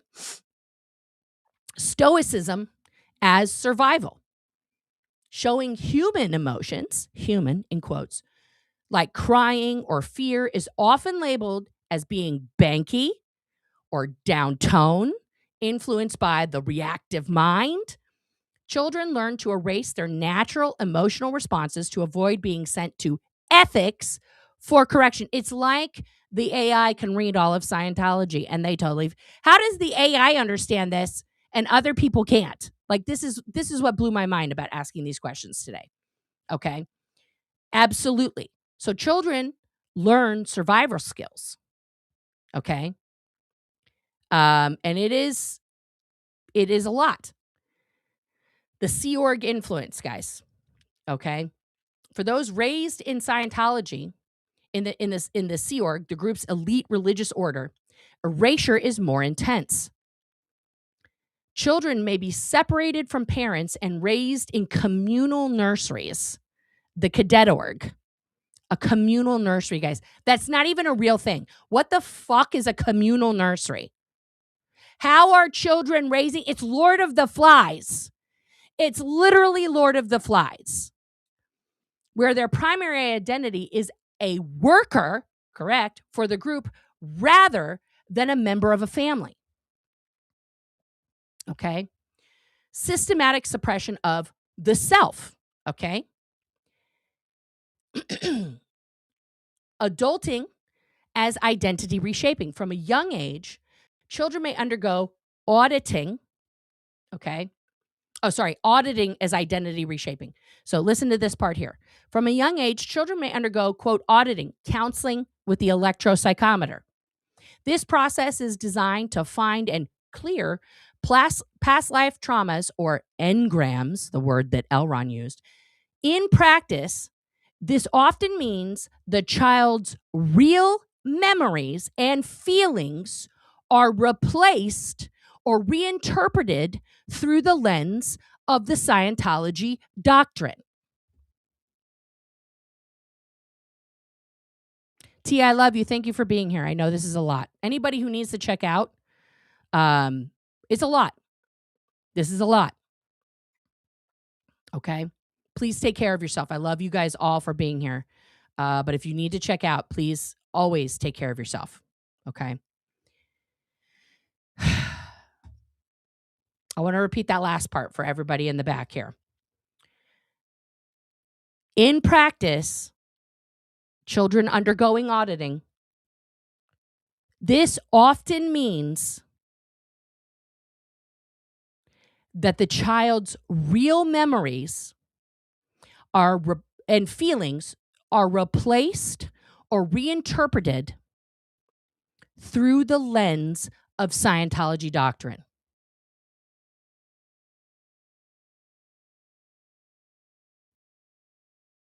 That's fucking child abuse. It is the destruction of children. This is the destruction of children on a global scale. Okay? Study tech and language. Oh, isn't that okay? The study tech, isn't that a positive for people to learn how to study? No. Children are taught study tech, which includes a rigid way of defining words. This Scientology's jargon creates a linguistic barrier between the child and the outside world, making it difficult for them to even think about their experiences using common psychological terms. They are literally another species. He's trying to create his goal, all these cults. We're going to create a new man. We're creating the new world. It's a new man. And the separation starts with the language. I learn every day that I am still saying shit that is not a real fucking thing. And it is so fucking hard when you think that you're like, yes, I understand this, and you say it, and people are like, what the fuck are you talking about? What language is that? What word is that's not a word, right? And you have to learn how to say something that's a real way to say it, this concept, okay? Yeah. The threat of disconnection. This is also a horrific thing that a lot of groups do. They call it shunning or something else, but in Scientology, of course, it's called disconnection. Erasure is enforced, okay, by the fear of being labeled a suppressive person or a potential trouble source. Severed bonds. If a child's parent or friend is declared a suppressive person, the child is required to cease all contact, disconnect, cease all contact. This forces the child to erase their most fundamental emotional attachments to remain in good standing with the group. Now, let's talk about that for a second. All of us here grew up, okay? We're all adults here. I want you to think back to like your bestie, the very first bestie that you can remember forming a bond with as a child, okay? This person was like your whole fucking world. You guys talked about everything. You played together. You made worlds together. You did all of the things together. God damn it, I'm sweating. I'm having a fucking hot flash right now. Oh, Jesus Christ. I gotta turn on this AC. I'm burning up. Doing the neutron dance. Okay. Happy birthday, Brian. And imagine a world where that child's parents, okay, your bestie, their parents are tossed out of the PTA. And the PTA is so strict that your parents are like, you can never talk, to little, Persephone again. And you're like, why? And well, because she's suppressive now. She's evil. She only has intentions to harm or kill you. So you can't have any contact with her. We're blocking her number, and you won't have any more play dates. No more. Can you imagine in your non-cult upbringing mind trying to process that information as a child? Trying to be like, wait a minute. So the PTA doesn't like Persephone's parents. So now the whole family are bad, even though Persephone and I are 7. How can she be bad? And so you have to create a whole reason why, an understanding why you can't be with those people or your parent or anybody. Right? It's crazy, crazy, crazy, insane to enforce that. But children of Scientology, children born into this, they're throw them away. You just delete them from your fucking brain. Right? Self-policing. Children are taught to write up their own overts, their bad acts, and withholds their secrets. This creates a state of constant self-surveillance where even private thoughts that contradict the group are viewed as transgressions that must be confessed and erased. Put a 1 in the chat if you guys were normal kids and you kept a diary where you wrote your fifis down. Anybody? Anybody keep a diary? Just no? Maybe that's only an 80s kids thing. I don't know. All my friends had diaries. I was like, I'm not writing all that down. Somebody's going to read that. How this would manifest in right. Okay, so there's some ones coming in. I forget about the delay, guys. I'm sorry. Right? Can you imagine if that journal was not something that was for you to think about things and mull things over and talk about your angst and all these other things, but it was a permanent record that was placed in a folder, and all of that information that you were imagining or contemplating or pondering is now weaponized against you as a crime. That is the environment that Scientology children experienced. Your thoughts are crimes. Even about things you've never done, experienced, or don't even really know about. Crimes. Okay? How does this manifest in adulthood? When these individuals leave, they often describe feeling like a hollowed out version of a person. Common struggles include difficulty identifying emotions. Having been told their feelings were just reactive mind noise, survivors often struggle to know what they actually like, want, or feel. Okay?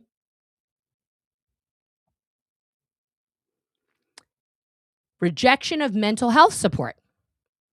Because Scientology is vehemently anti-psychiatry, survivors may have an ingrained fear or distrust of the very therapists who could help them process their trauma. I had that 14 years after leaving, guys. 14 years it took me to start therapy.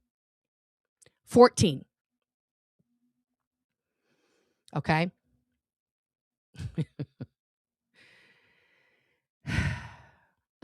I love this question here that the AI posed to me, guys.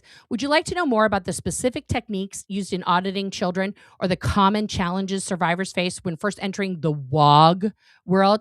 The fucking AI knows about the word WOG. That's not the question I asked. These are both good questions. We could ask it. I'll just highlight that. I'm gonna get an answer to that question next. But the question I did ask was, these children born into Scientology, having had their authentic identities and human self erased, how could that manifest in adults who have done no therapy to address this lifelong trauma?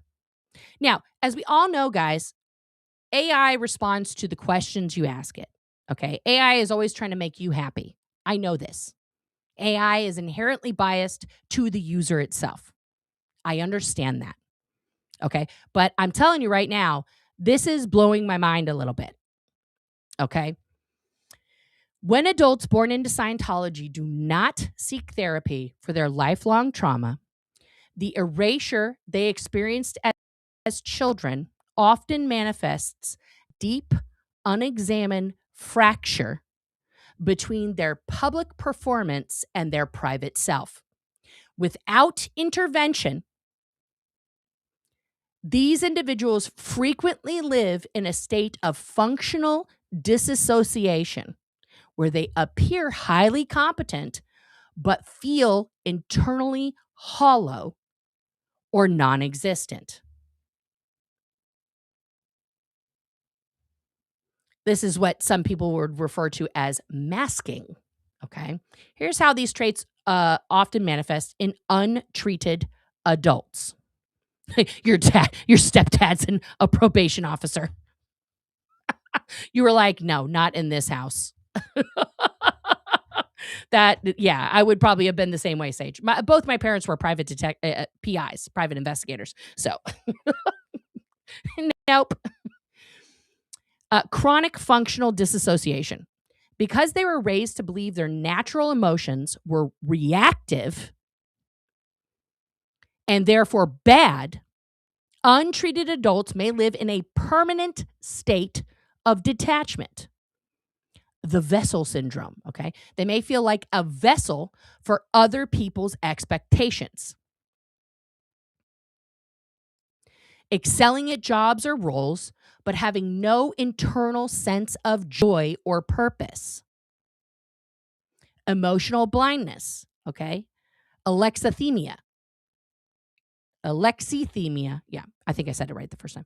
Without therapy to reconnect with their bodies, they often cannot identify what they are feeling until it manifests as a physical illness or a sudden, uncontrollable outburst. Yeah. I mean, guys, listen, I'm going to be honest with you. I'm reading all this and I'm getting through this quickly because all of this is triggering for me. This is like so fucking depressing to understand. Yeah. Yes. Thank you. Thank you, Dylan, for showing up today. I can relate to those feelings and the struggle to keep diving into the unknown rather than relying on the conditioning. Just getting home. Hi, Dylan. Everybody say hi to Dylan. Okay. Hypervigilance and social camouflage. Growing up in an environment where any thought could be audited or punished leads to a lifelong habit of scanning others for cues on how to behave. Guys, this is the tone scale. That is fucking drilled and pounded into our fucking heads to spot someone's tone and to act just a tone or between a half tone and a tone and a half above them. To raise their tone. We are constantly like doing fucking emotional gymnastics to try and keep up. There is not a single ex-Scientologist that isn't constantly doing that. Constantly. So people pleasing as a survival tactic. I know nothing about that. They may be unable to say no or set boundaries as they subconsciously equate individual needs with danger or ethics violations. Guys, only in the last couple years have I literally started setting boundaries in my life and stopped saying yes to everything. And stopped allowing external people in a position of power to influence me in regards to my content, in regards to how I feel about myself, in regards to anything. Okay. Now, specifically in my relationship to Aaron Smith Levin, this was very much like, I had to, do the things that he thought were good. And so when he made, yes, guys, my post of I'm so devastated or whatever it was from a couple years ago, that was a very emotional reaction in regards specifically to this, right? I thought I was literally canceled off the internet at that moment because everybody knew he was talking about me when he said, I'm not going to support anybody who talks about other ex-Scientologists. That's not what this channel's about. We're here for pizza and donuts.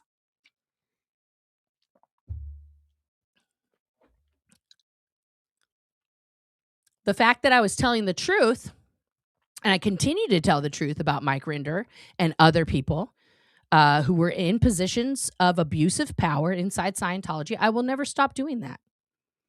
I thought it was a bad thing then. It crushed me as a human and as like it just crushed my entire being that moment. I'm not ashamed to say that, right? Because I have recovered from it and I can see clearly what happened in that moment and why I was so upset. Right? Oh, thank you, Aubrey. Oh, Aubrey, by the way, I got some more Uncle Nearest. I went to and also, by the way, if you guys, I'm talking whiskey with Airwalker here. If you guys have seen the ads that Chris Stapleton has put out about his collab with Buffalo Trace to make Traveler whiskey. That shit is good. Go get it. This is not sponsored. But I finally found it in a store and I got it. Fucking incredible. So good. So good. Anyway. Thank you. Thank you, Sue. You knew he was talking about me. There was nobody who literally didn't know that he was talking about me in that moment. Unless they were like a brand new person. I'm new here. What's happening? Who are we mad at? Hang on one second, guys. I'm going to be right back.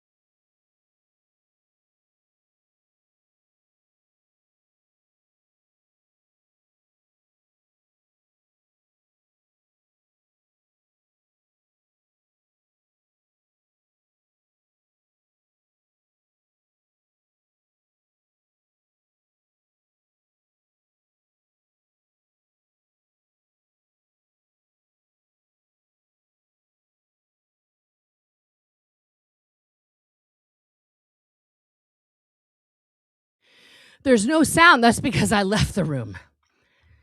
I said I'd be right back.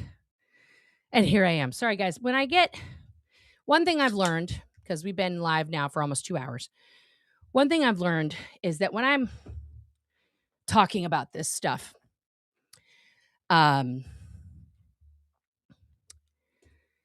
it is traumatic. I'm doing the thing here, the mask thing, which we'll get in here in a second. And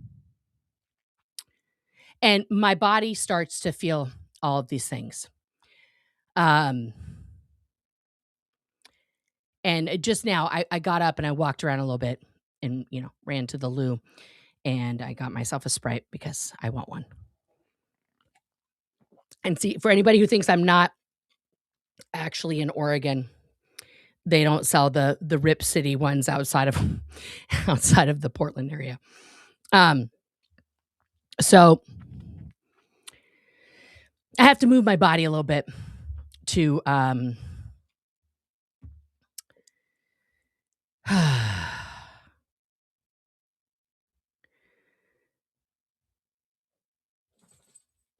to release that. No. Nobody missed anything. I'm back. We're gonna continue on our journey here. In learning. Hang on one second. One of my kids just got home from school.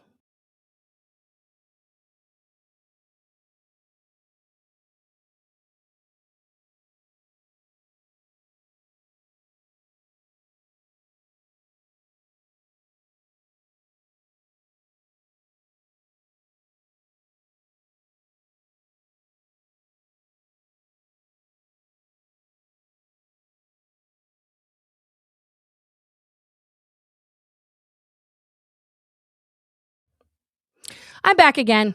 There you go. The dogs are getting excited because, one of the children's is home. So they're going to take the kid out. The dogs aren't taking the kid out. They're a teen. They can take themselves out. No, the teen is taking the dogs out. There you go. Okay. Let's carry on. These are things that I'm working through, guys. Okay. All of these symptoms that I'm rating out. Yes. Okay. The mask that never comes off. Even in intimate relationships, they may continue to perform the high tone, perfect persona, leading to partners feeling that they never truly know the survivor. Okay. Yeah, Stephanie, I feel all of that in my bones. Listen, the last 9 years of my life have been the most vulnerable I've ever been in my entire life and the most real that I have been in my entire life. And that is 100% due to my wife creating the most loving, the most safe environment for me to be able to go through these things. To be able to, I do have a sit-stand desk, but if I stand up, my background's fucked up. I know. It's a vain thing. I have a little footstool here. You know what I need to get? I need to get one of those like little under the desk pedal things so I can just like pedal. Kind of a thing. I don't know. But yes, this desk does go up and down. Not all of us have that. Not all of us have been blessed with that. A lot of us are out there on our own trying to fucking work through this stuff. Okay. Number 3, severe difficulty with autonomy. For someone who's critical, let me get that under the QR code. For someone whose critical thinking was systematically suppressed, making even minor life choices like what to eat or wear can trigger intense anxiety or decision paralysis. Guys, when I first left, I made myself a uniform. I literally made myself a uniform so that I could retain that stability. Right? I had to work. It wasn't a place that required a uniform, but I had a work uniform. I had my work shoes, just like insane stuff like that. Seeking new controllers. Untreated survivors may unintentionally gravitate toward other high control environments, such as abusive partners, authoritarian workplaces, other rigid belief systems, because life without someone telling them what to do feels unsafe or wrong. A lot of people left and joined the military or became like extreme Christian evangelicists or, went to work at like, a fucking factory or some shit, that's like, is like a machine. Okay. Spiritual and intellectual void. Since their entire worldview was built on Scientology's technology, leaving it, YouTube, leaving it without rebuilding a new framework often leaves a terrifying black hole where their identity should be. Existential dread. They may suffer from a persistent fear that they are broken or inherently evil because they no longer have the group's tools to fix themselves. So let's just pause for that for a second. This also applies to firstborn daughters. Guys, I have like triple trauma, okay? I'm a firstborn daughter. I am a Gen Xer. We like it's like no, a lot of them become MAGA because it's a similar type of mindset. It's a similar cult. Oh yeah, 100%. Yeah. Okay. Anti-psychiatry bias, even when they are suffering. The deeply ingrained fear of shrinks, nobody calls them that, it's psychs. Come on, AI, get it straight. Often prevents them from seeing the very help they need, leading to self-medication through alcohol or other substances. Now, Dylan's in the chat here. Between me, Dylan, Jamie, all of us that are out here in the world, we know hundreds of us, people born in, who are dead because of drugs and alcohol, because of killing themselves. Hundreds of us. There are tens of thousands of us, this lost generations, these erased generations of Scientologists. Okay? Now, those people are permanently erased. That is the goal. That is the goal. Okay? Intergenerational reenactment. Oh, fun. That sounds like fun. Without addressing their own erasure, these adults, okay, as me and the rest of us, may struggle to form healthy attachments with their own children. That's fun for us. We're already bad parents before it even happens, okay? With parental distance, they may inadvertently mirror the neglect they experienced, treating their own children as mini adults or spirits rather than children with emotional needs. Fear of attachment. The trauma disconnection where they may have lost their entire family overnight.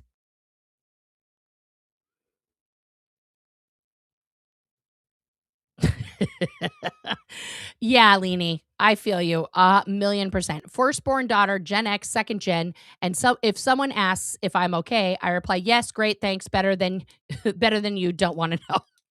Better. You don't want to know. Yeah, just skip me. Skip next. Yeah. Okay.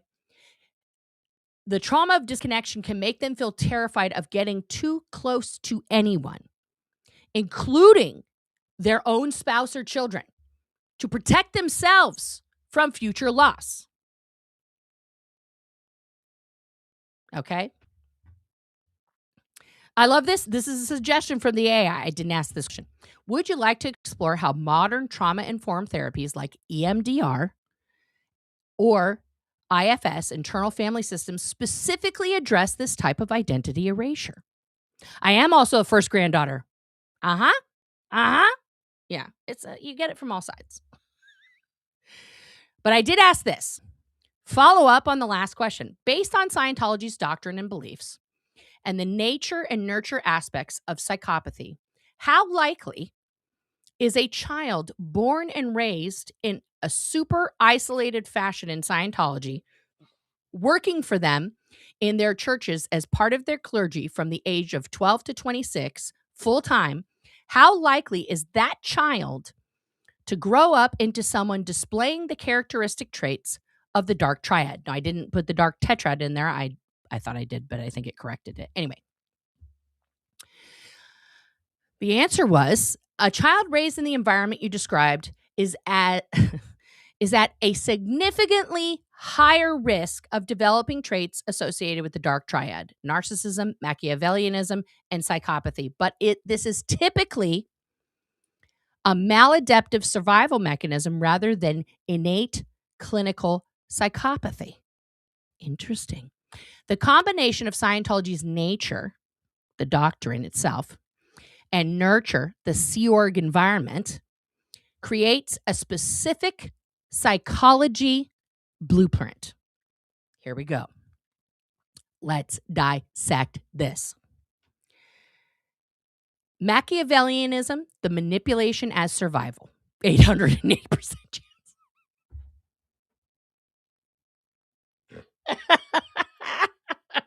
Yes. Yes. The doctrine of Scientology provides a technology for social manipulation that is often taught to children from a young age. Okay, ethics. Children learn to write up others and themselves. This fosters a worldview where survival depends on the strategic use of information and the ability to navigate a rigid, punitive hierarchy. Okay? A rigid, punitive hierarchy. This is what I have posited that Aaron has created in the SPTV universe, where he is atop the hierarchy and he determines who is worthy to be SPTV and who is worthy in the survivor class of help. Right?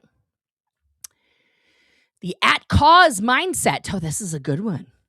Being at cause, the one in control, is highly praised.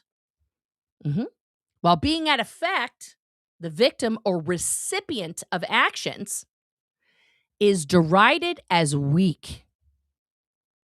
This can lead to an adult who views every interaction as a power struggle they must win. Okay? Narcissism, the Thetan ego. Okay? Scientology's core belief is that the individual is an immortal spiritual being, a Thetan, with limitless potential that has been suppressed. Okay? This leaves you with a grandiose identity. Okay? A child working in the clergy from age 12 is told they are saving the planet and they are superior to wogs, non-Scientologists. This can result in a deep-seated grandiosity that masks a hollowed-out, authentic self. This can result in a deep-seated grandiosity that masks a hollowed-out, authentic self. Lack of empathy. Now, this is a big one. This is one I don't suffer from. Like, I actually have empathy for even Aaron, and I have empathy for Natalie. I am flabbergasted that this is what she chose to do. But let's get back to this. Because children are viewed as adults in small bodies, their natural needs for play, rest, and comfort are often dismissed as down tone or dramatizing engrams. I want you to think about that, all the parents in the chat here right now, that your child's basic needs, sleep, food, play, okay? They're like, Mom, I'm so hungry. I need a snack. And I'm not talking about your kid who literally just ate lunch and then they're in your fucking pantry like having a bar and you're like, hello, I just made you a whole ass lunch. What are you doing? Right? I'm hungry. You're like, what? Right? I'm not talking about that because we all have that. When the kids start growing, they're eating 75 meals a day. That's just what's happening. I'm talking about you go to your parents and you say, wow, it's like 7:30 years. Is dinner a thing? And they're literally so busy. They're like, go away. You're taking me off task. You should already have figured that out. Why didn't you figure that out? Make it go right. Make it go right. Make it go right, kid. Go figure out finding some food in a house that doesn't have any. Or in the Sea Org where you only get 3 meals a day. And if you miss that, you don't get no more food. And you have to go to the canteen to buy it or go to the store to buy it with the no money that you get paid. Cheers to that. Over time, this forces the child to suppress their own empathy to survive, which can manifest as coldness or callousness in adulthood. Thank you, Aubrey. Okay. Coldness or callousness, okay? Psychopathic traits, emotional callousness.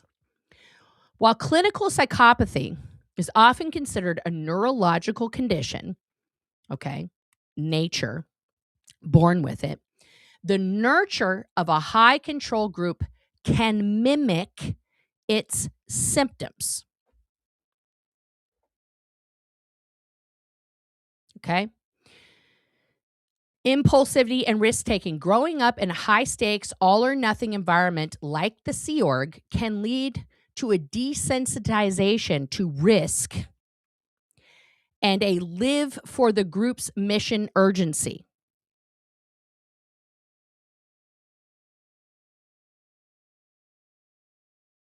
You had an honor canteen, right? Superficial charm. The training routines, okay, this is another of the most psychologically damaging things done to children inside of Scientology on an everyday basis, specifically train individuals to maintain a fixed stare and control their presence to influence others. This can produce an adult who is exceptionally charming, but emotionally disconnected. Oh, Dylan, I thought you were my color commentator.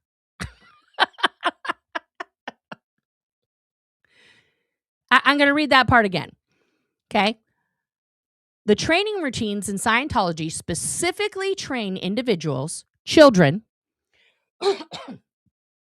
to maintain a fixed stare and control their presence to influence others. This can produce an adult who is exceptionally charming, but emotionally disconnected. In my personal opinion, that is like literally the definition of Aaron Smith Levin.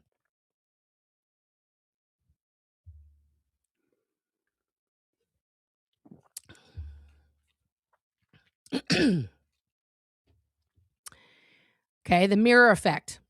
Many survivors describe feeling like they had to become like their oppressors to survive. An untreated adult may display these traits because they were the only tools they were given for 14 years. However, unlike a true psychopath, these individuals often have a buried, authentic self that is capable of deep empathy and remorse if they can safely process their trauma. But when you have somebody that doesn't do that, refuses to do that, well, when you get to do some of them, they can, as a child, it's fun, especially when you're the coach, when you're the one telling the adult, flunk. Okay. Now I asked another follow-up question. Okay. A lot of questions today. I said, yes, I would like to explore the behavioral red flags that might appear in such an individual's persona or professional relationships today. In an adult who spent their formative years, ages 12 to 26, in the high-pressure clergy of Scientology, the Sea Org, behavioral red flags often stem from survival-based traits that mimic the dark triad.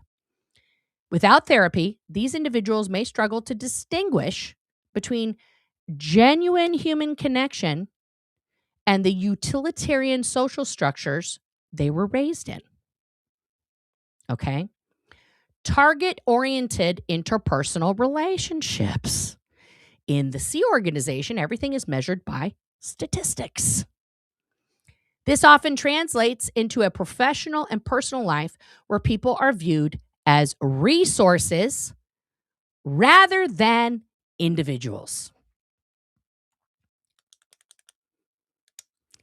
How many people has Aaron been contacted by via the Aftermath Foundation, via the SPTV Foundation, via his channel, who he has pumped for information and used as content. And then, oops-a-daisy, whoops, I got you involved in something illegal, a la the two people that contacted the Aftermath Foundation that got arrested for trying to hack Scientology at his behest. Oops, totally doxed you like he did to Reese. Right? He conveniently forgets these things while he's attacking me for showing publicly available information that he provided to the public. The red flag, they may seem exceptionally focused, so focused and productive, but quickly become cold or dismissive toward anyone who is not contributing to their current goal.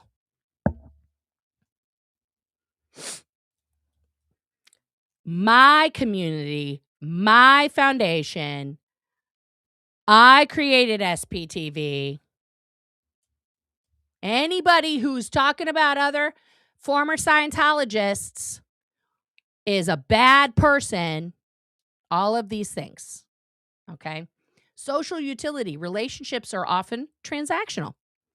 They may love bomb a new partner or colleague who provides social status or stability, but disconnect emotionally the moment that person becomes a downstat, someone struggling or needing support. As soon as I began to be verbally, emotionally, and psychologically nonstop attacked by Anthony D'Amato, total disconnect. It was my problem. I should just let it go. Who cares?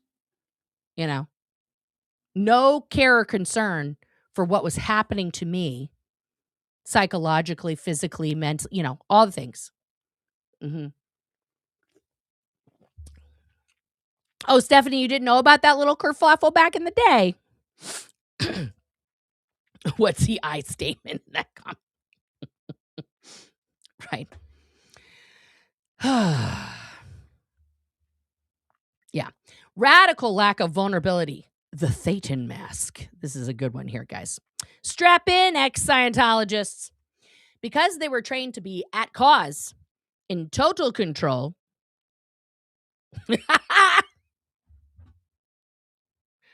You guys, Leonie and Dylan, you guys are killing me today. Like when you can't find a Hubbard to marry, so Miscavige it is. Yeah. Yeah. Good grief, guys. Everything's in bloom right now. We're having fall spring, and it's killing me. Killing me. Because they were trained to be at cause, in total control, showing any form of weakness, sadness, or doubt is viewed as a failure of their spiritual state. The red flag, an eerie level of composure during crisis. While this can look like great leadership, it often masks complete inability to empathize with others' pain. Dylan, because you are so aware of those patterns and things, even if you did, because we all are guilty of it. We all have outbursts. We're all of us survivors, Dylan, are just that. We are survivors, and we are working on ourselves every single day. And sometimes we just need a fucking nap because it's exhausting. And that's okay. Right? But it's not a bad mark on you if you make a misstep, because therapy is not linear. Healing is not linear. And we are literally rewriting ourselves from nothing. So give yourself a lot of fucking credit, Dylan. You're a really, really good guy. And I'm not just saying that because you're cracking my ass up today. You are really a really good person, and you're a good dad, and you hold all of us accountable to make sure that we are, doing this the best way possible. And I appreciate you so fucking much for that. So don't be too hard on yourself. It's hard for us to not do that, but yeah.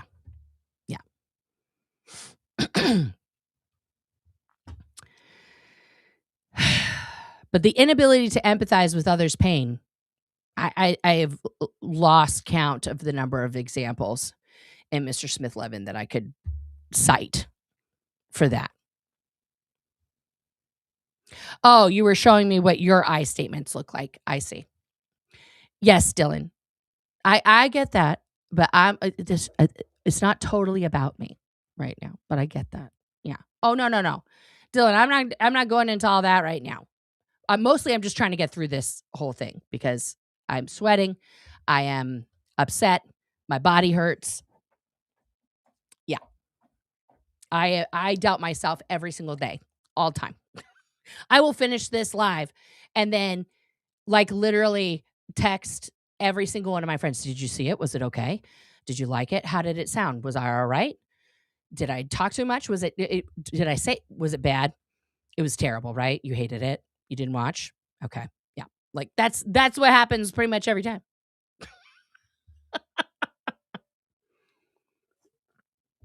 You know, yeah, especially Jenna's pain, 100%, Kelly. Gaslighting through logic. If a partner expresses hurt, the survivor may use Scientology-style logic to explain why the partner's feelings are irrational or a result of their own, things or reactive mind, effectively erasing the partner's reality to maintain their own sense of being in the right. That's explained by Darvo, right? Deny, attack. God damn it. Oh, please hold.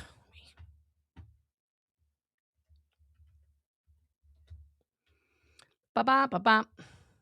Right. Deny, attack, and then the reverse reverse victim and offender. Yeah. Okay. I was having another R word in my mind, and I was like, that's not right. Okay. Chronic surveillance and reporting habits. The ethics system in Scientology relies on members writing up others. This can manifest as a deep-seated habit of monitoring those around them. Everybody say hi to Aaron because he's in the chat right now. I mean, he's taking notes of who's here and who's not. Okay. Oh, thank you, Angela. You guys are so sweet. Thank you. I appreciate you guys so much. This can manifest as a deep-seated habit of monitoring those around them. Okay. The red flag. In professional settings, they may be the perfect employee who keeps quietly a file on colleagues' mistakes. In relationships, they may subtly interrogate their partner, looking for withholds, secrets, as a way to maintain power. Guys, I totally did that. I was like, I'm going to write to corporate.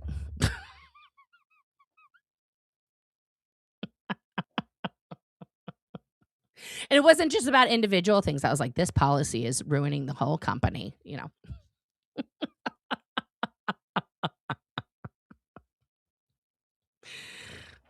Hyper defensiveness. If questioned, they may react with an attack the attacker tactics, a core Scientology doctrine, deflecting any criticism by aggressively finding a flaw in the person questioning them. Now, Aaron will read that and say that's what I've done with all of my, videos. I personally see his members only, money grab to talk shit about me, right? Is that. As a matter of fact, Aaron, I think I'm owed like a 10% commission. You're welcome for all the memberships that you got and are getting so that you can say nasty things about me. I would appreciate, I need money. So 10%, that's all I'm asking. I'm not, it's not a lot, just 10. It's like I'm Mormon church. You just tithe 10%. The chameleon professional identity.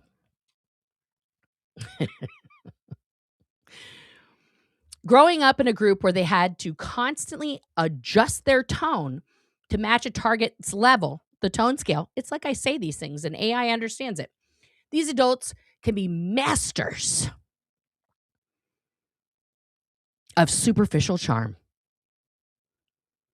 The red flag, they are often highly charismatic, but have no consistent personality. You may notice they adopt a completely different set of values, slang, and opinions depending on who they are trying to impress or influence at the time. Career hopping. They may have a resume full of high-intensity roles, but leave abruptly if they feel their authority is being challenged, or if they are asked to submit to a system they cannot control.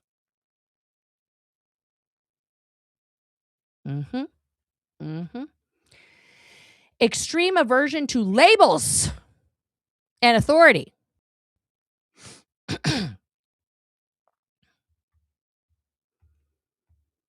Yeah. Oh, yeah. I accept that too, Dylan. Dylan says, I have zero expectations for him. I accept exactly what he shows and what he hides. I understand boundaries are not respected, so distance is the only current option. Yep. Correct.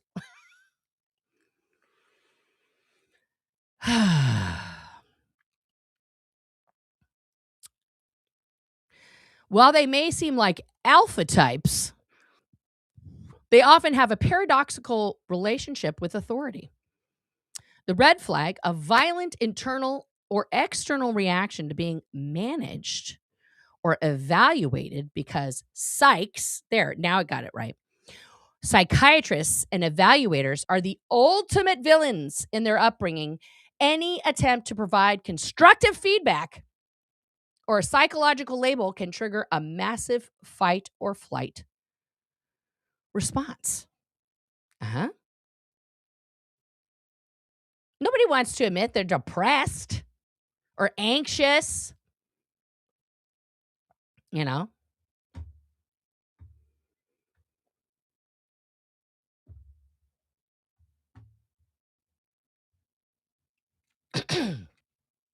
Then I asked him to look at how these traits differ from a clinical diagnosis of NPD. While the traits of someone raised in Scientology, a second generation, right, may look identical to narcissistic personality disorder, on the surface, the underlying drivers are fundamentally different. Experts distinguish between clinical personality disorders, nature, long-term development, and indoctrinated behaviors, situation cult-induced. Okay? Source of the grandiosity, the thetan versus the ego. Okay? NPD, grandiosity in narcissistic personality disorder, typically stems from a deep-seated core of low self-esteem or insecurity. The mask of superiority is a defense mechanism built to protect a fragile ego. For Scientology survivors, grandiosity is a literal part of their education. They were taught that they are an immortal thetan, superior to all non-Scientologists. Their sense of specialness, look what I can do, is not a defense against insecurity, but an indoctrinated world view. This is all children of Scientology. All of us. Empathy, missing versus suppressed. In NPD, a clinical narcissist often has a fundamental impairment in their ability to feel empathy across all areas of life. In a Scientology survivor, they may appear cold or callous because they were trained, indoctrinated to view human emotions as weakness or down tone. This is often tactical coldness used to survive the Sea Organization. Unlike someone with narcissistic personality disorder, a Scientology survivor, a second generation, okay, may have a dormant capacity for deep empathy that can be unlocked once they leave the high control environment and feel safe. Exploitation, personal gain versus group mission.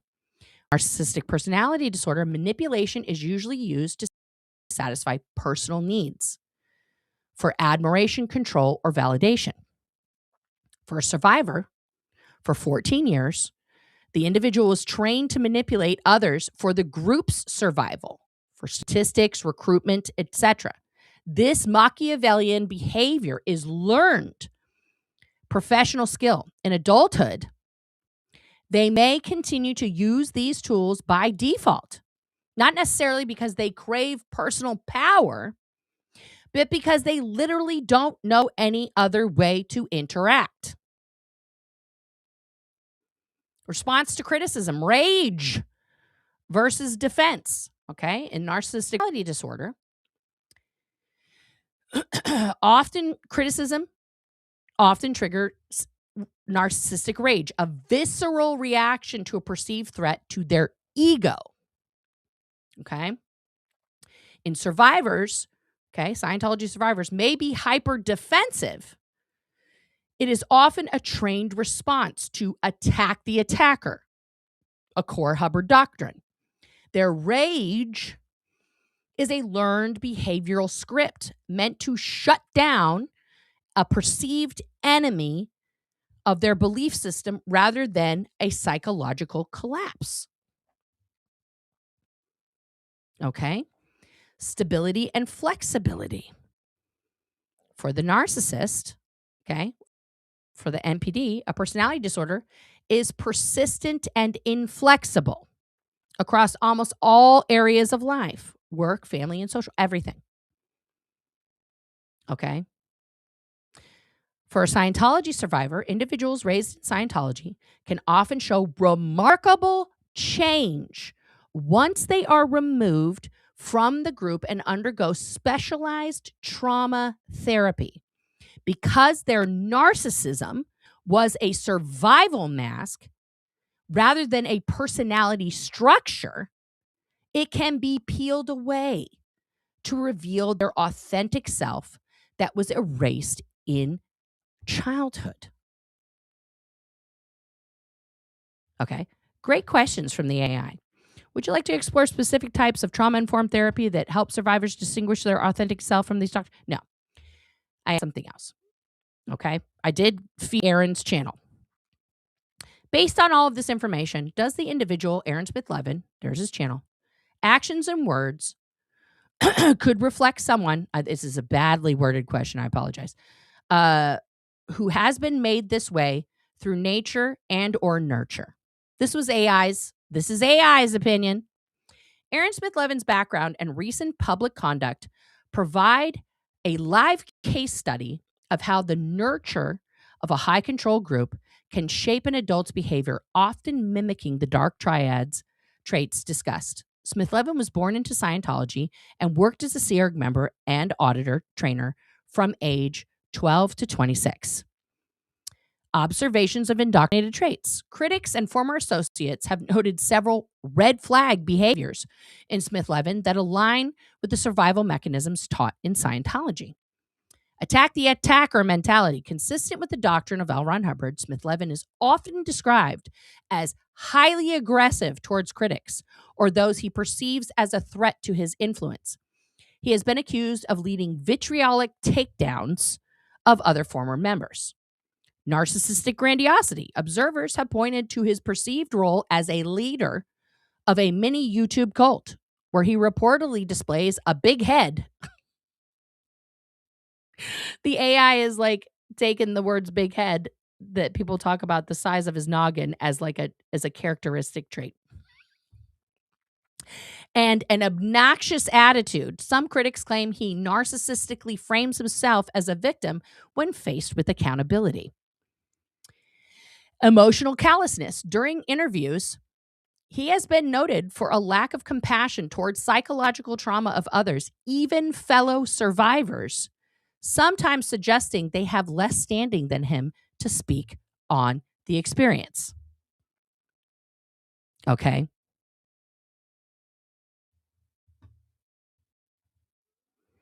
Wow. Dylan says, I spent 3 days a week for 5 years dealing with Aaron. That was just to get the basic tools to navigate society like a stranger in a strange land. Whew. Yeah. That's a lot. Machiavellianism, use of information. His history includes a high-profile disputes, such as his removal from the board of the foundation, which he co-founded, following allegations of misconduct, and a long pattern of unhinged and aggressive behavior. Nature versus nurture, the Scientology mold. It's difficult to determine if these traits are nature, innate personality, or nurture, but his life path provides a strong argument for the latter. Nurture versus nature. Early indoctrination. Starting full-time work at age 12, he spent his formative years, the peak of identity development, in an environment that explicitly erases the human self in favor of a Thetan who is always at cause. Okay? Survivor skills. Oh, growing up in Scientology. Yeah. I see. Well, that's the name of his channel, so I misunderstood, Dylan. I apologize. Yeah.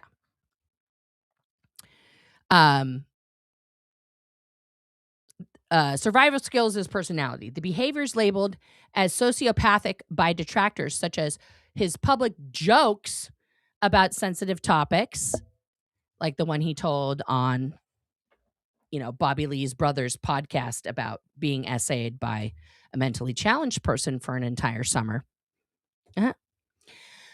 Or his aggressive interpersonal style are the exact tools Scientology trains its elite members to use to achieve the statistics and maintain control.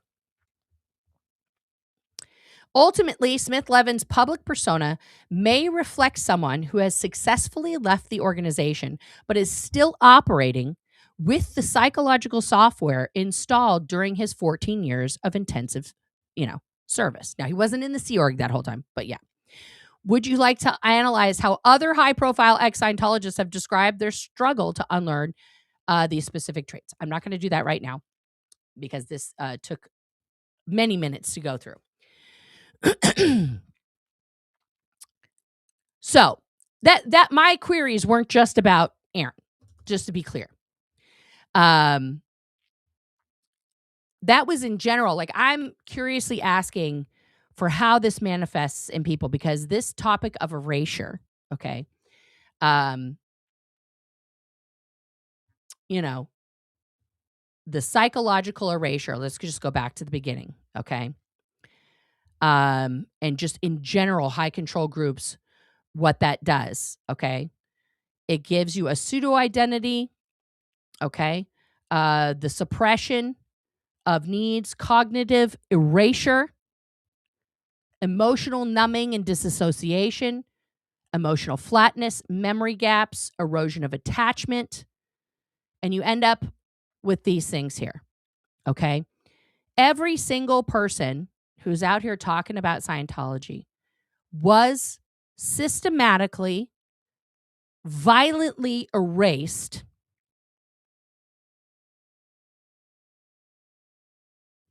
by Scientology. But yes, this was the Google AI. I asked Google in AI mode this.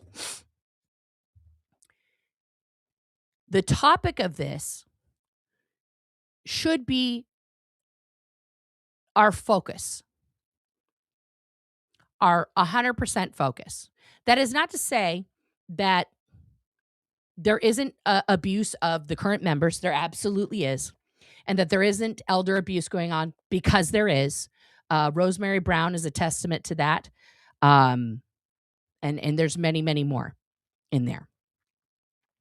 But what Scientology...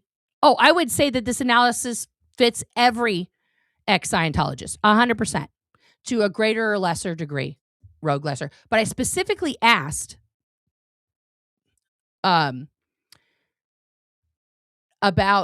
later what happens when you don't do therapy, okay?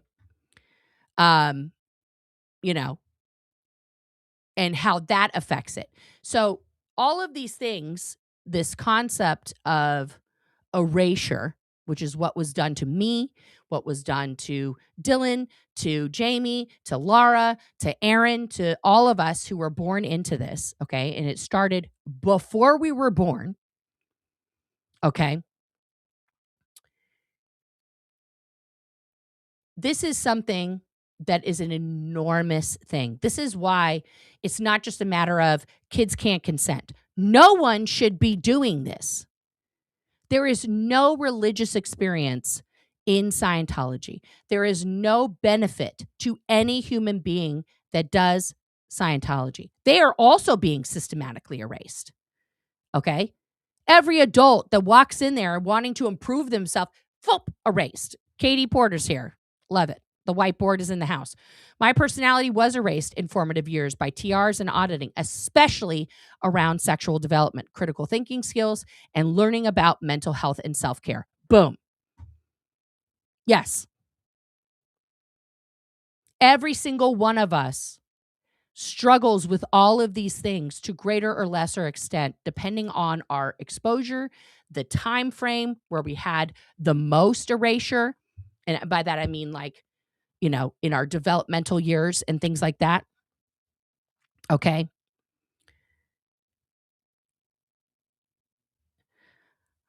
Rogue, I get it. You missed the beginning. You're coming in like at the end of the conversation to shame me for using a large language model that can look at someone's entire channel content and make an evaluation. I get what AI is. And not all AIs tell people to kill themselves. Okay. Some of them form, you know, people are in love with that. Okay. And they're getting married to the AI. That's a whole other discussion. Okay. This is used, and the references that are given, the Rolling Stone article, Wikipedia, all of the other things. There's, you know, even stuff from Scientology's own website are referenced here by the AI. Okay. So please know that please do your own research on any topic presented. Okay, you've been here the whole time. Well, thanks for chiming in at the end to shit on my entire show. It's awesome. Thank you.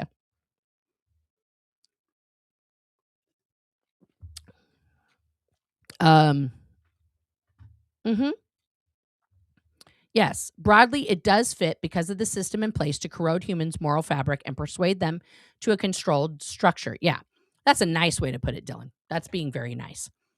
Okay, so when we're dealing with, when I say we, it's mostly I'm talking about me. When I'm dealing with somebody like Aaron, who is a survivor of Scientology, I acknowledge that 100%. He's, you know, we're all, you know, we're all affected by this. Okay. I know every single point in there that affects me today. It's pretty much like a lot of it. And that's stuff that I deal with in therapy, that I have been dealing with in therapy. Some I haven't talked about because there's like a lot of shame and other things associated with that. And that's, here's the other thing that I've realized, guys, is that I love you guys and I love educating people about this, but you are not my therapist, it turns out. And so some things, when I have a big emotional response to something, I am learning that I need to make a note and then take that up in therapy and address it in a proper setting, in a proper clinical setting with a professional, right, who can help me work through that. Right? I hope that makes sense. The point is that we need to be, and now I'm going to make a statement about everybody. We need to be talking about researching and providing evidence of what I just went over, okay, to every single where that we can, to every city council, to every mayor's office, to every police station, to the FBI, to every single place that we can contact where Scientology exists.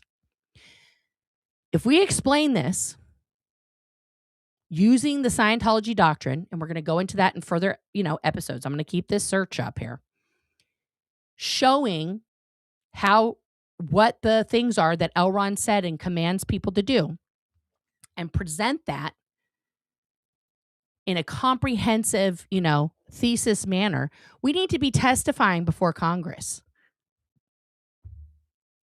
Right? We need to be shouting this from the rooftops, because these are the things that are destroying and erasing generations, that erased my generation, erased the original Scientology generation that started in the 50s, that erases this third, fourth generation that's there now, that are all still children being indoctrinated into this stuff. And it's even more insular now than it was back then. Okay, so this is of vital importance. This is of vital importance that we all focus our energy and our time and our education on really digging into this topic and really spreading awareness about this. Okay, so there you go. There you go. That's pretty much all I got, unless not that erasure. Great band. Listen, Amy, you're a fucking legend for not letting that touch your kids, man. That's the best way to break that cycle. You didn't let your kid get into it. You did the fucking best you could, no matter what chaos was caused by your fucking, Wonder Woman deflecting the bullets of Scientology from your kid. You fucking did that shit. And that's awesome. Okay. That's the best as survivors.